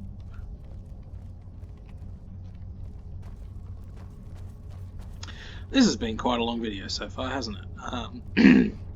Wonder if we'll get to 2 hours before the end. Might be our first 2-hour playthrough once we've finished doing everything that we want to do. But we finally made it up here. So now that you're up here, you plonk the focusing crystal in this doobie whacker, and then it goes in, and then it does the whoosy what's it. Can you go in? And we can start the process for focusing it. Oh, you have to wait for him to tell you to put it in, of course. There we go. Then you jump over this thing, and then it responds to temperature and stuff. So if you weren't really paying attention, you can stand here for hours going, I don't know how to solve this thing. But yeah, there's frostbite here, and there's flames here, and then as you inflict it with frostbite and flames, then it changes angles, which is kind of a bit... We're just going to put one in either hand. It's kind of a bit weird because it doesn't like linearly change angles. Like you can do that, and then like all of the beams move in weird positions. They kind of like spiral around like that. So if you're not aware that it eventually lands on a nice configuration, you can waste a fair bit of time here. But it's pretty easy to solve. You just basically shoot frostbite at it 3 times, and then if you stuff up, then you need flames. And then you just mash these buttons basically in any order until they decide to land on the right location. So that one's already landed on the right location, so I don't even have to do anything. And then you just keep mashing.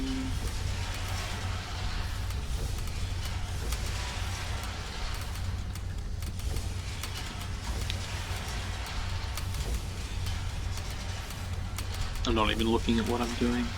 It's just going in. There we go. Boink, and we need one more over there. Sweet. Finally going to pay off. What's this? Results. They're not all what they should be. This projection should be lit up like the night sky. Something in Winterhold, it looks like. What are you playing at? Is this some attempt to stall my Bzzzt. work? Bzzzt. So what is it? What have you done? Did you know what we were attempting? Are you here to make sure your plan worked? That our efforts have been for nothing? Well, explain yourself. You and your college have ruined years of my work. I've lost colleagues and friends to the Falmer, and you want me to calm down? How did you do it? I don't know what you're talking about. Either you're lying to me, or you have something at your college, don't you? Something immensely powerful. Beyond anything I've anticipated. What is it? Yep. The Eye of Magnus? Well, I suppose if that means what I think it does. Well, that's interesting. Can you just help me out? Yes, the staff. Interesting. I can't explain the details. That would be giving away many secrets the Synod have learned over the years. Also, I doubt you'd be able to comprehend the details. Have you seen the orrery in the Imperial City? It was the inspiration process. Instead of projecting the sky, we project all of Tamriel, and then harness the latent energies to overlay the positions of... What's important is that all of this work was designed to reveal to us sources of great magical power. Purely to help safeguard the Empire And yet, in the end, only 2 locations will be returned. One is your colony. The other, well, that can only be Labyrinthian. So, mage from Winterhold, despite your intentions, I've beaten your little game. Even if all you've said here is lies, I know you have something in Winterhold the Synod Council will be very interested in. So fine, trudge off to Labyrinthian in search of your staff. I shall return to Cyrodiil and deliver my full report to the Council. This is not over, I assure you. You could just kill him at this point. Anyway, that's all you need to know, and he can stay there to talk to himself because I don't really care. Bye. Now, what we do need to do is now we need to collect all of our metal and then take it out of the ruin. So, let's go do that, shall we?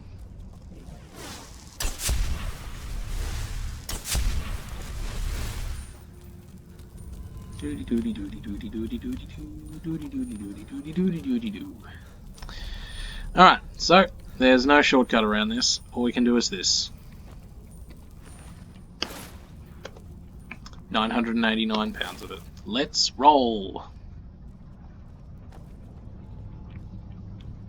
Actually, there is something you can do. Does this work upstairs? Let's find out. Yep, sweet. Ah, I thought I found a bug then. Actually, I wonder if that is a bug. So if you use it upstairs, will you just continue running?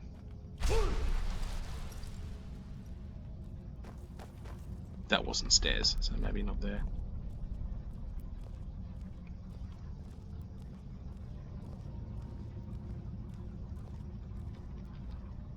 Ah. I was hoping to whirlwind sprint through the apparition. But trying times are ahead. It is imperative that you return to your college at once. You will be called on to take swift action, rise to the challenge, and discover what you are capable of. You are on the right path, and you will prevail. We have seen the future, and you have no agency. We just know you're going to win, so hurry up and go win. Alright, well, if that's what you want.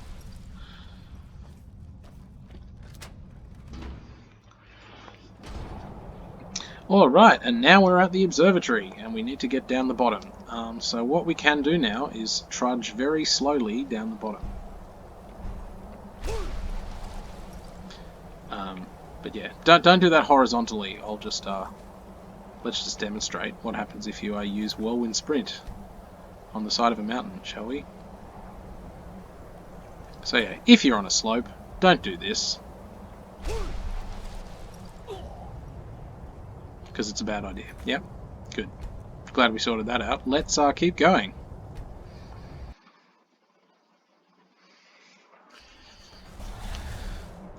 So, how do we get down the side of the mountain if we can't just, shoot ourselves off willingly, you say? Well, we've got to amble down the side whilst carrying, a small car worth of Dwarven metal, and hope that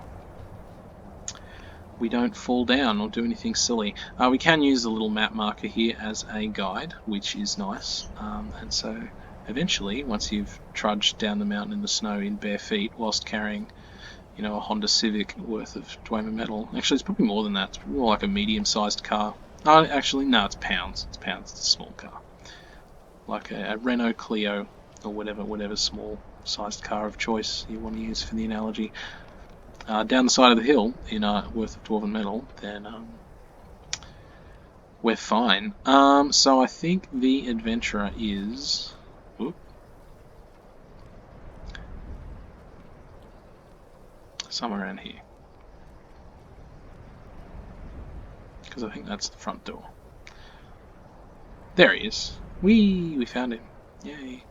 So what we can do, Lydia at the moment is like nowhere to be seen. So what we might do is we might just do this, and then we should hopefully have Lydia back. Thanks, Lydia. And then we walk over to here.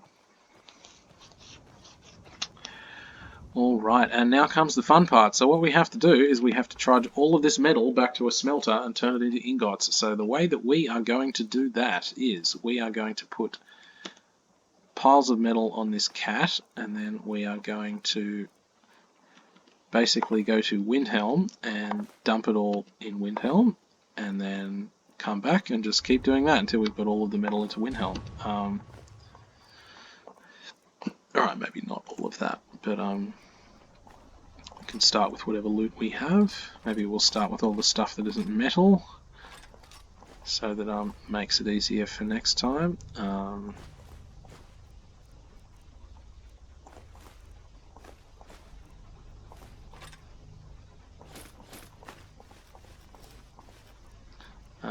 Does Lydia have any spare room to carry things? Still here. How can I serve you, my friend? Not really, but we can do like that. And then give her all of this. And then put the metal back on here and then go back to town.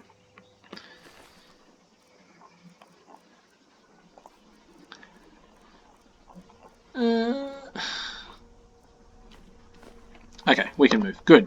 It is 11 AM, which means the shops will be open when we get back, which is what we want. Sweet. Good. So now that the merchants are open, we can sell all the stuff, and then everything else that we need to fetch, in theory, is just metal. So we're going to go do that now. We have the merchant perk, so we don't have to really care who we sell stuff to, but we're going to go over here because there is a smith, so we'll start there. What we can do is we can use one of these barrels like a public container, like a public container that we used in Whiterun, so we're going to do that. And we're going to stick any of our Dwarven metal that we happen to be carrying in this. We can't smelt this down, but we will store these for the moment. And we can store all of our ore as well. Anyway, let's just sell all our loot. Where's Lydia gone? Of course, Lydia's got herself stuck. Thanks, Lydia. Alright, what are you carrying that I can sell? I am sworn to carry your burdens. You can keep your bow now. Is the mace better than the dagger? Nah, she can keep the dagger. It's kind of cute that she stabs stuff with the dagger. Take that, take all this lot. Cool. Alright. Oi, come back.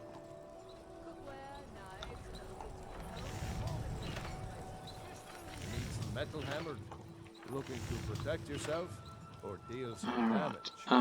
Let us. Oh, and he sells 15 Dwarven Ingots. There you go. So you can buy Dwarven Ingots from smiths at certain levels. But we're just going to sell all this stuff. I'm not going to use that. Start with the weapons actually. Can sell that. Sell that.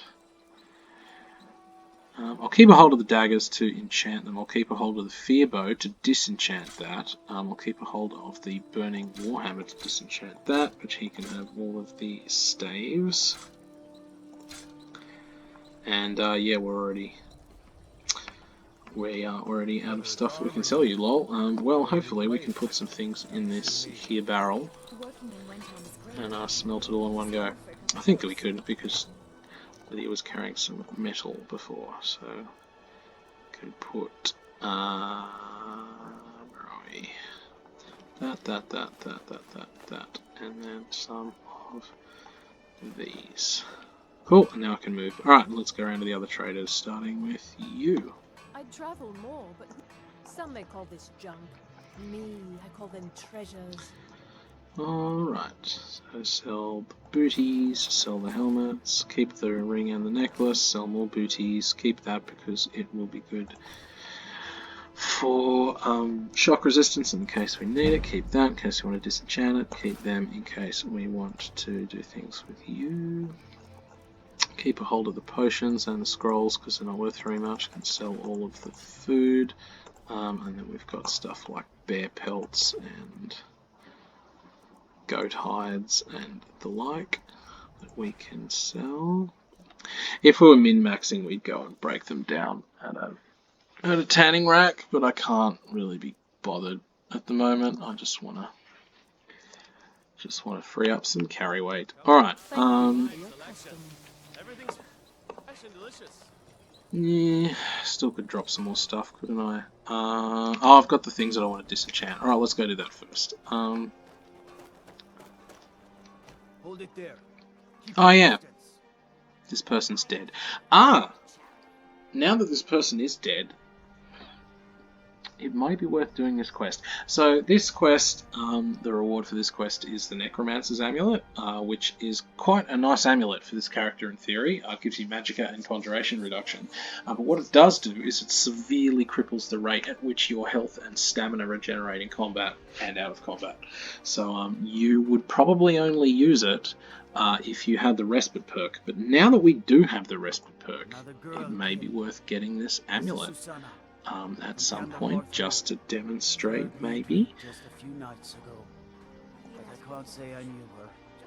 Anyway, so there's the point of this quest is that there's all these dead girls that have been cut up by some sick, weird person. And the guards are too busy, so you need to help and stuff.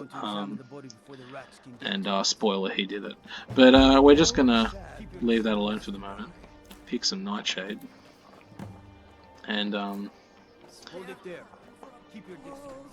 we're going to go and disenchant our weapon, and then we're going to go collect all of our metal, because this video has gone for way too long already. And all I want to do is bring all the stuff back to town, and then smelt down all the metal, and then illustrate how much metal you can get from plundering Mzulft. We haven't even delivered the quest back to the college yet. We've just been trying to empty all the loot out of the ruin. That's taken the better part of almost 2 hours now. But it is, however, faster than if you were to try and make iron daggers and braces. So it is worth doing it. We'll disenchant you, disenchant you, disenchant you. Okay, and then we're left with that. We do have quite a few gems. We will keep the Grand Soul gem, but we'll enchant the daggers. Why not? Enchant the daggers with damage stamina, as we always do. Keep a hold of the Grand Soul gem though.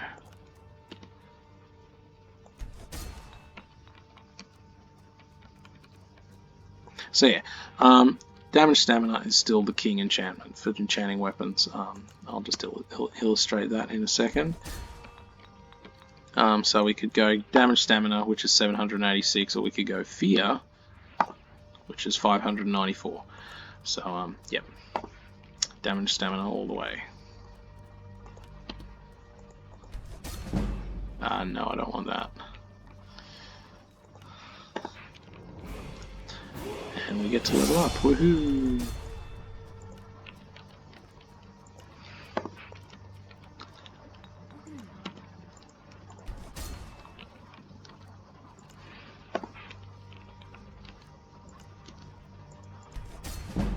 Alright, that'll do for now. So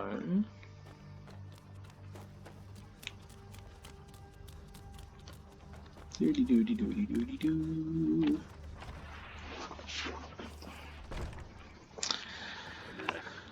Alright, let's level up, why not? Keep the perk free, and then now we need to get more of our metal back, so we still happen to be carrying 148 pounds, and I don't understand, because I've got that, and that didn't disenchant, okay. Alright, let's go and find some more merchants to sell stuff to. Actually, you know what? It is, Smith still will be open. So what you can do actually, if you don't want to be bothered going around and selling stuff to other merchants. So at the very end of the guide, I have a big list of ingredients that you need to collect in order to mass produce the late game equipment. And it includes quite a laundry list of things that you need to get. But on that list, you have things like refined moonstone, and you have iron ore, and you do have leather, and you do have leather strips, and you don't necessarily have Dwarven Metal Ingots. But what we can do, while we are wondering what we can burn our money on, is we can buy a bit of leather and a bit of iron and a bit of iron ore and some leather strips, and then sell back our stuff that way. So starting with this silly warhammer, get rid of that, and then we can sell our daggers from there. Cool. Alright, easy done. Thanks. And then we'll go and plonk you in this barrel as well, which we will ensure to visit sometime in the next 10 days. Before we do that, let's just get rid of anything that we've got here. Lucky for you. This is eventually what we're going to use to convert all of our Dwarven things into ingots, but not just yet. Just going to do this now to get rid of any other ore we have in our inventory. That way we can chuck it all in here. Thanks.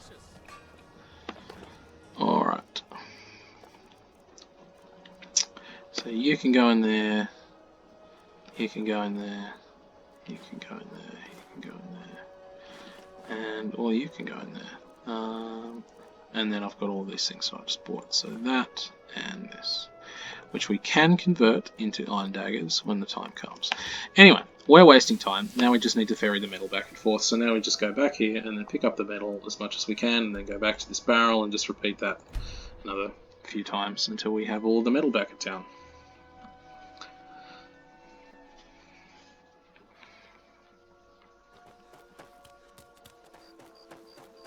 So back to our little kitty cat corpse. Thanks, man. And yeah, there we go. Only 1,432 pounds of stuff to carry back. Yay. Let's just go with metal, shall we? So that.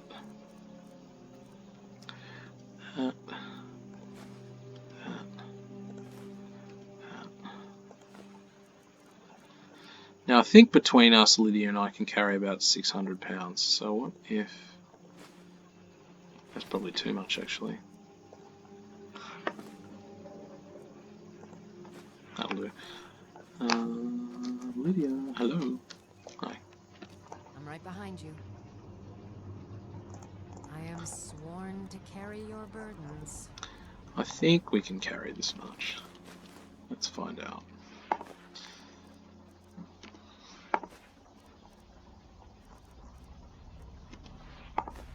Nope. Wrong. Alright. 50 pounds off. So about 500 pounds we can carry at the moment. So you two can go back here. Cool. And back we go.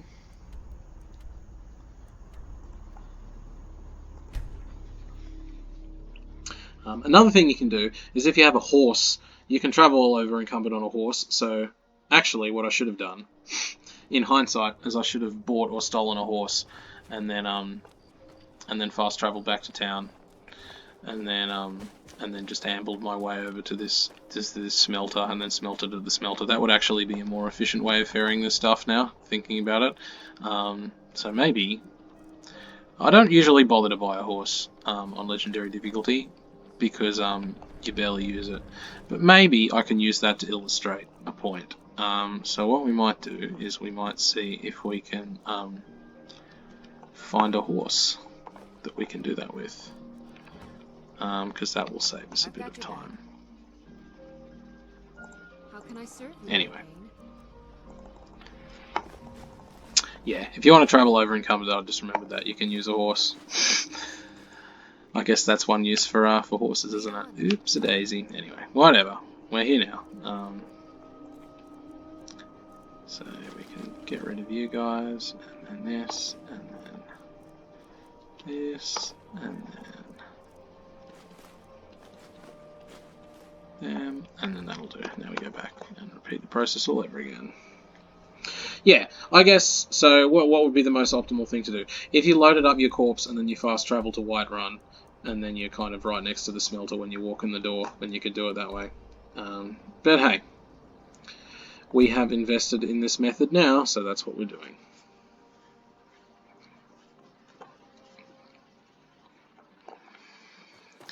No harm.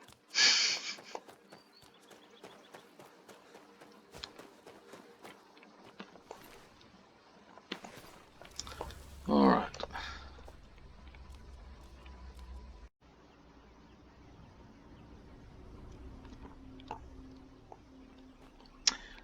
My thing just stopped recording then. I'm not sure what happened there. Anyway. Let's keep going. We are delivering stuff to Windhelm, to then eventually smelted ingots. That'll do. And we're just doing this back and forth until we get everything back to town. Hody hum. We want to put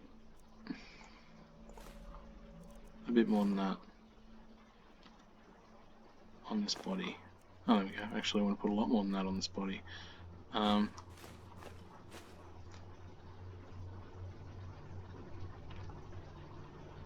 Just doing some head math. That'll do. Whatever. Alright.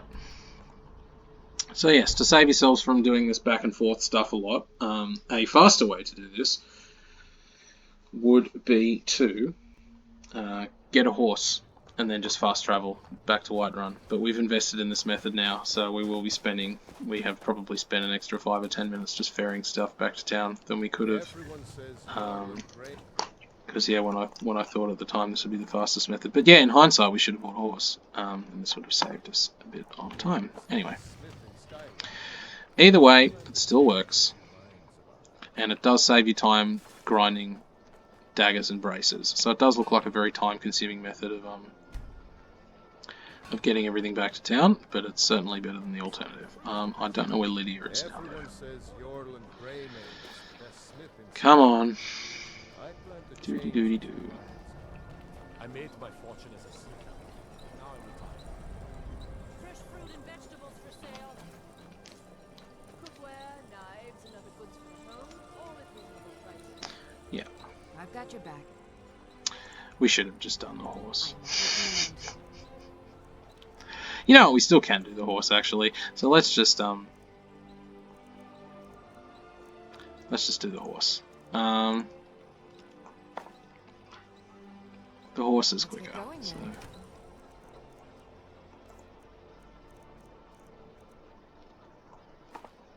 Actually, we might have been able to carry back everything that we need to now. Let's find out. Maybe we can do it all in one more trip. And we might not need the horse.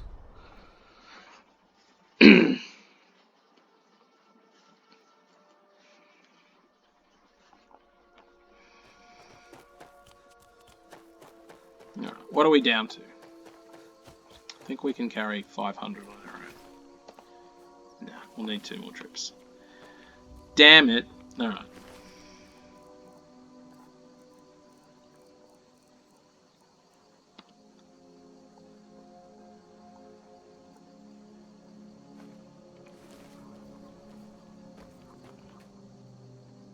I'm right behind you. How can I serve you, my Thane?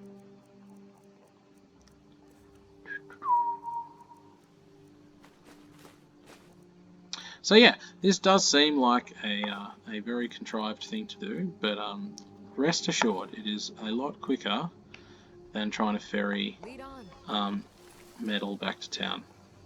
Or rather, it's a lot quicker later on when trying to max smithing than it is trying to mash lots of iron daggers and leather braces together. So it is worth investing the whatever 2 hours to clean out this ruin.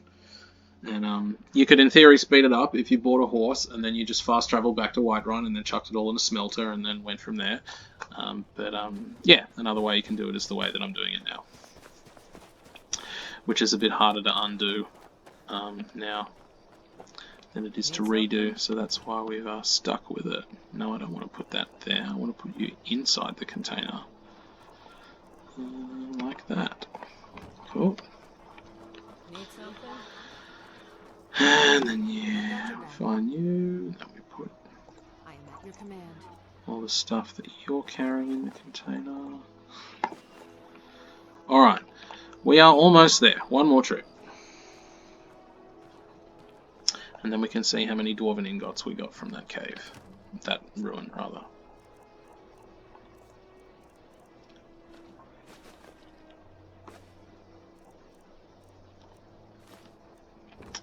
Okay. And then we go back here. And this should be, fingers crossed, the last trip that we have to make.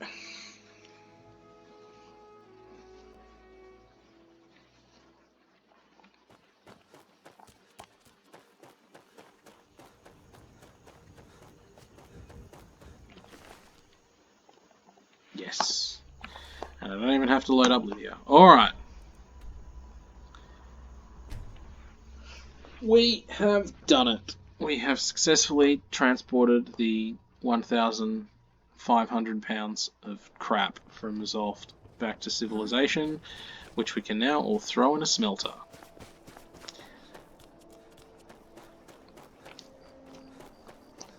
Alright, so we started this with 0 Dwarven Ingots, and now we'll see how many Dwarven Ingots we ended up with.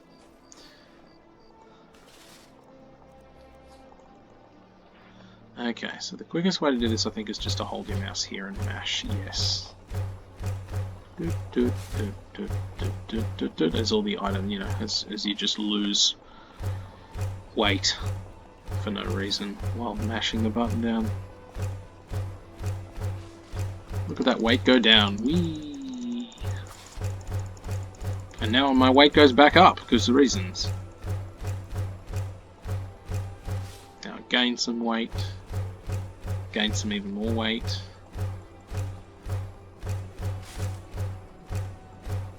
It's just all this muscle that I'm building up from shoveling coal in, you know. And then I gain even more weight again. And then hopefully we start losing it. Sweet.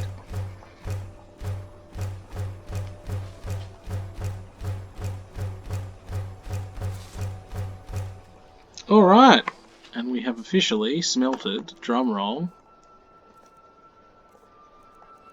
373 Dwarven Ingots, which is more than enough to get Dwarven smithing from 30 to 100. If you were to just make bows and not improve them, you would actually need more Dwarven metal in this to do that.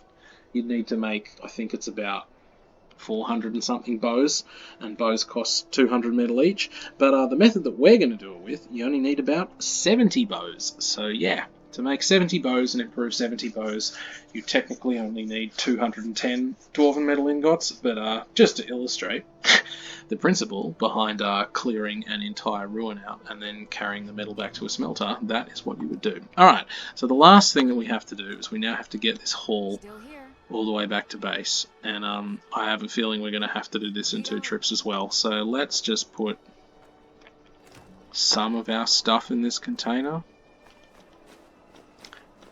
maybe that, and then see how many Lydia can carry of our Dwarven Ingots. I am at your command. No, still don't need to put more in here, but thankfully not too much.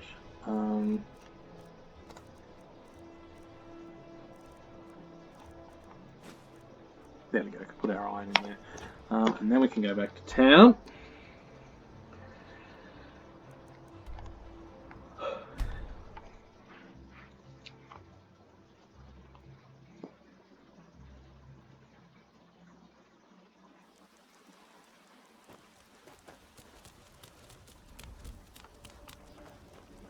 And then we can put our Dwarven Metal Ingots in our little cupboard, along with our dragon bones and scales. So I'll just grab whatever I gave you I am sworn to back. carry your burdens. So yeah, Lydia can, at the moment can carry 205 spare pounds because she can carry 205 of my ingots. There you go. She can carry all these Dwarven Ingots can live in this cupboard, along with this Corundum Ingot and maybe this Emerald.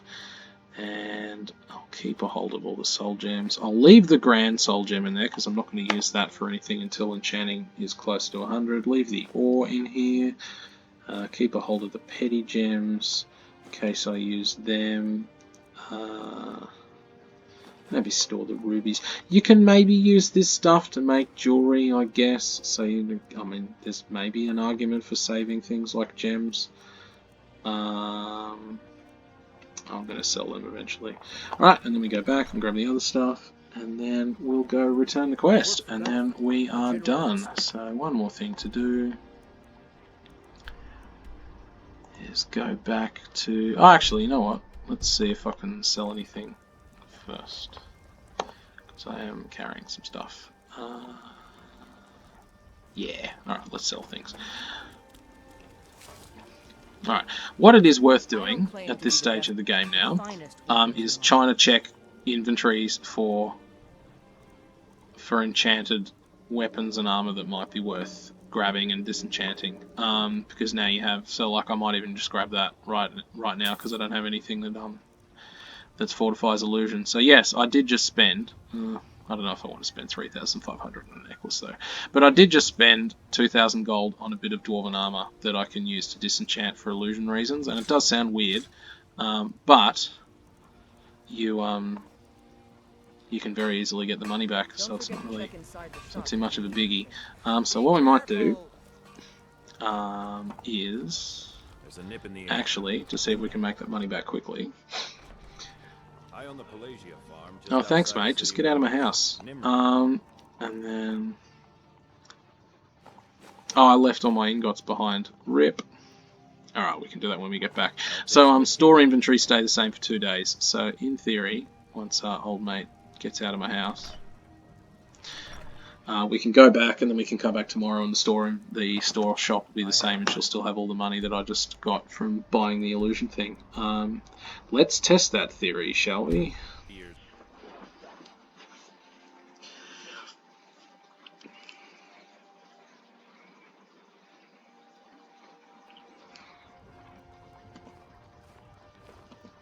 Yeah, it should be open by the time we get back. So we'll go up here. Old mate running around in circles. Yes. Pick that up. And then go back home. Home being over here.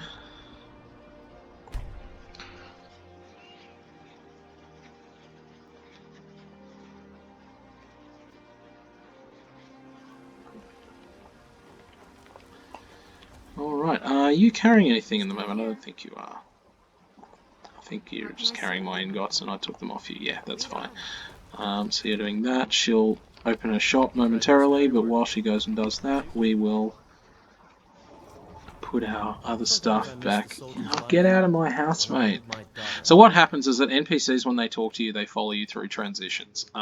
So that NPC has turned around to talk to me as I was running past, and as I walked through the door, he's decided to follow me through the door. Where that becomes really annoying is if a trader decides to talk to you and then they follow you outside, and then they go back into their shop and lock the door, and then you can't actually access their shop for the remainder of the day, which is a very annoying interaction. So we haven't had to deal with the ramifications of that, thankfully, yet. But it does happen. So, yeah, heads up. Anyway, get out of my house. Thank you. My wife's a good woman. She can be a little hard-headed sometimes. I love her just the same.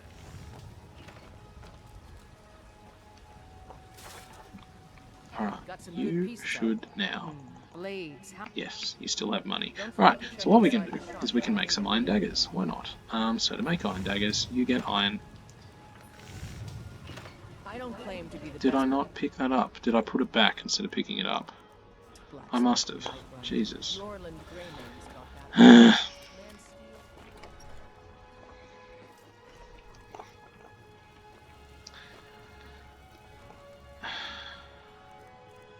Yeah. Idiot.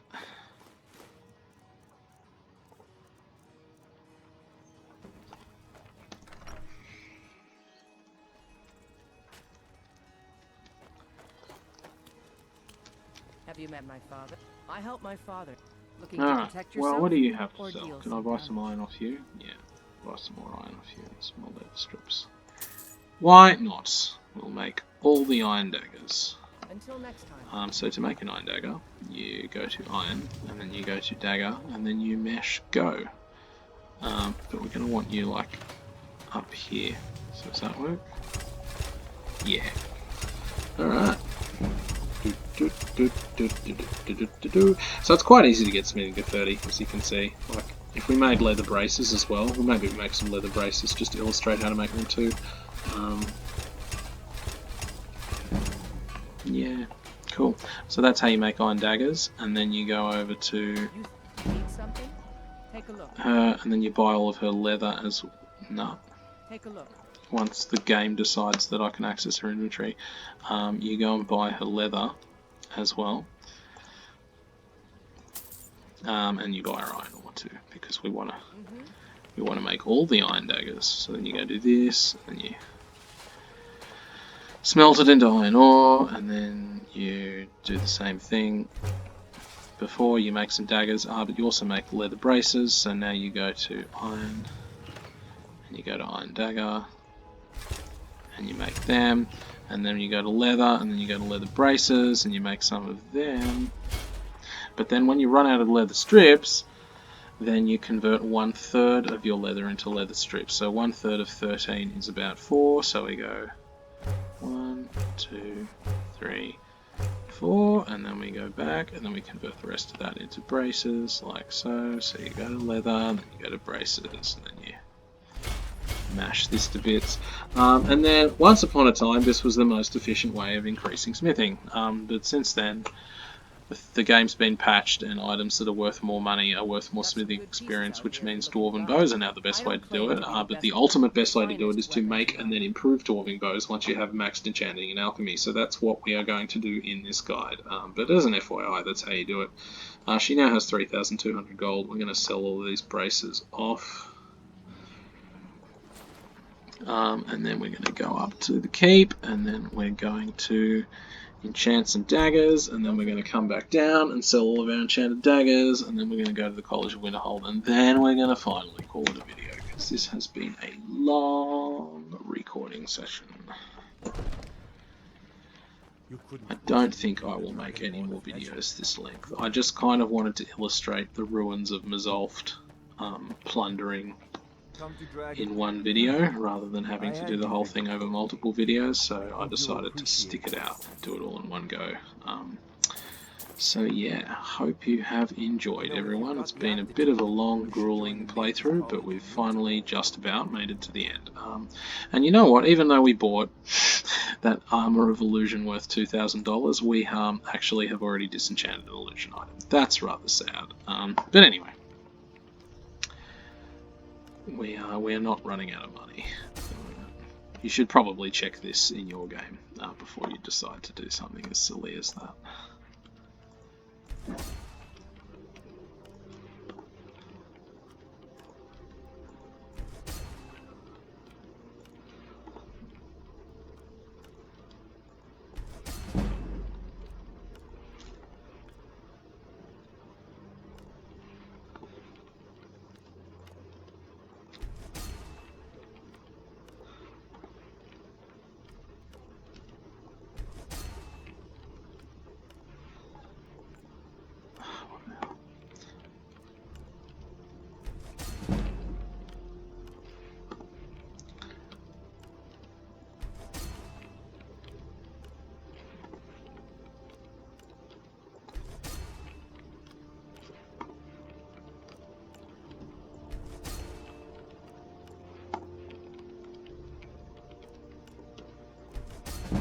We're getting pretty efficient at this now.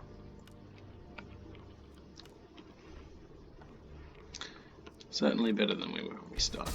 If you're on a faster computer, obviously you won't have to deal with all this FPS lag that I have to deal with right now. It'll be a lot quicker. Alright, last one. Cool. Okay.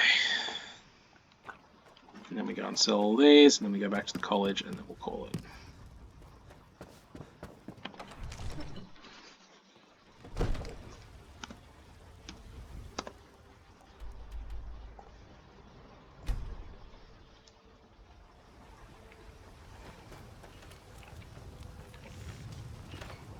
got some good people.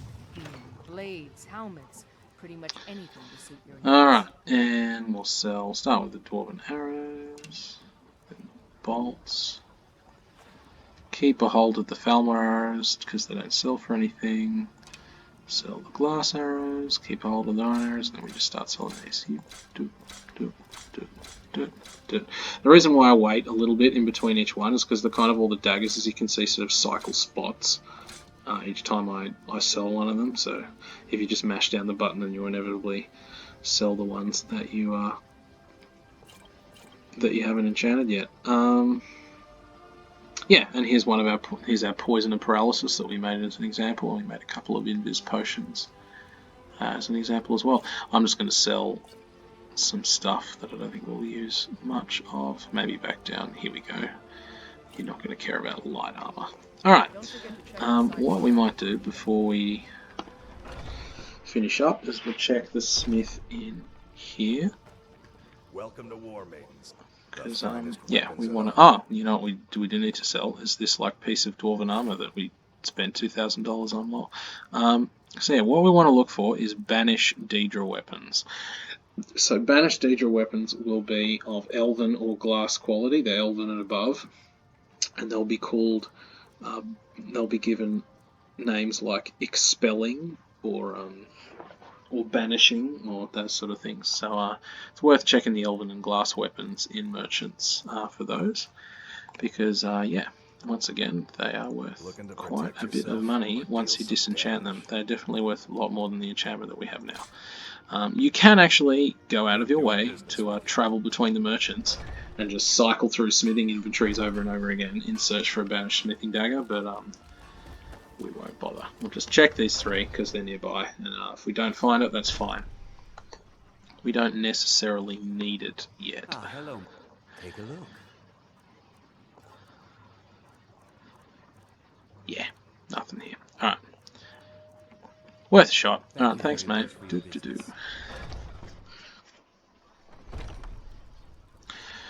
Okay, alright. Why do we still have 100 and... because I'm carrying all these daggers. Alright, let's put our daggers back.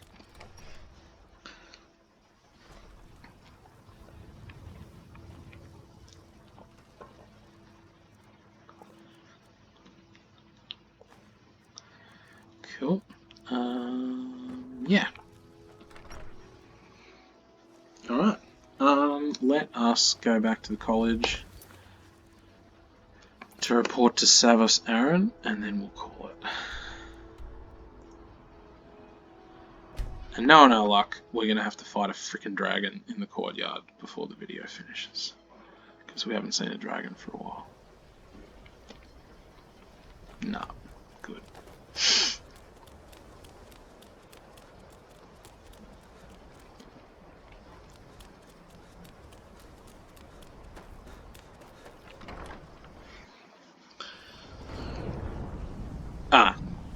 This is a good place to stop. Alright, Lydia's here.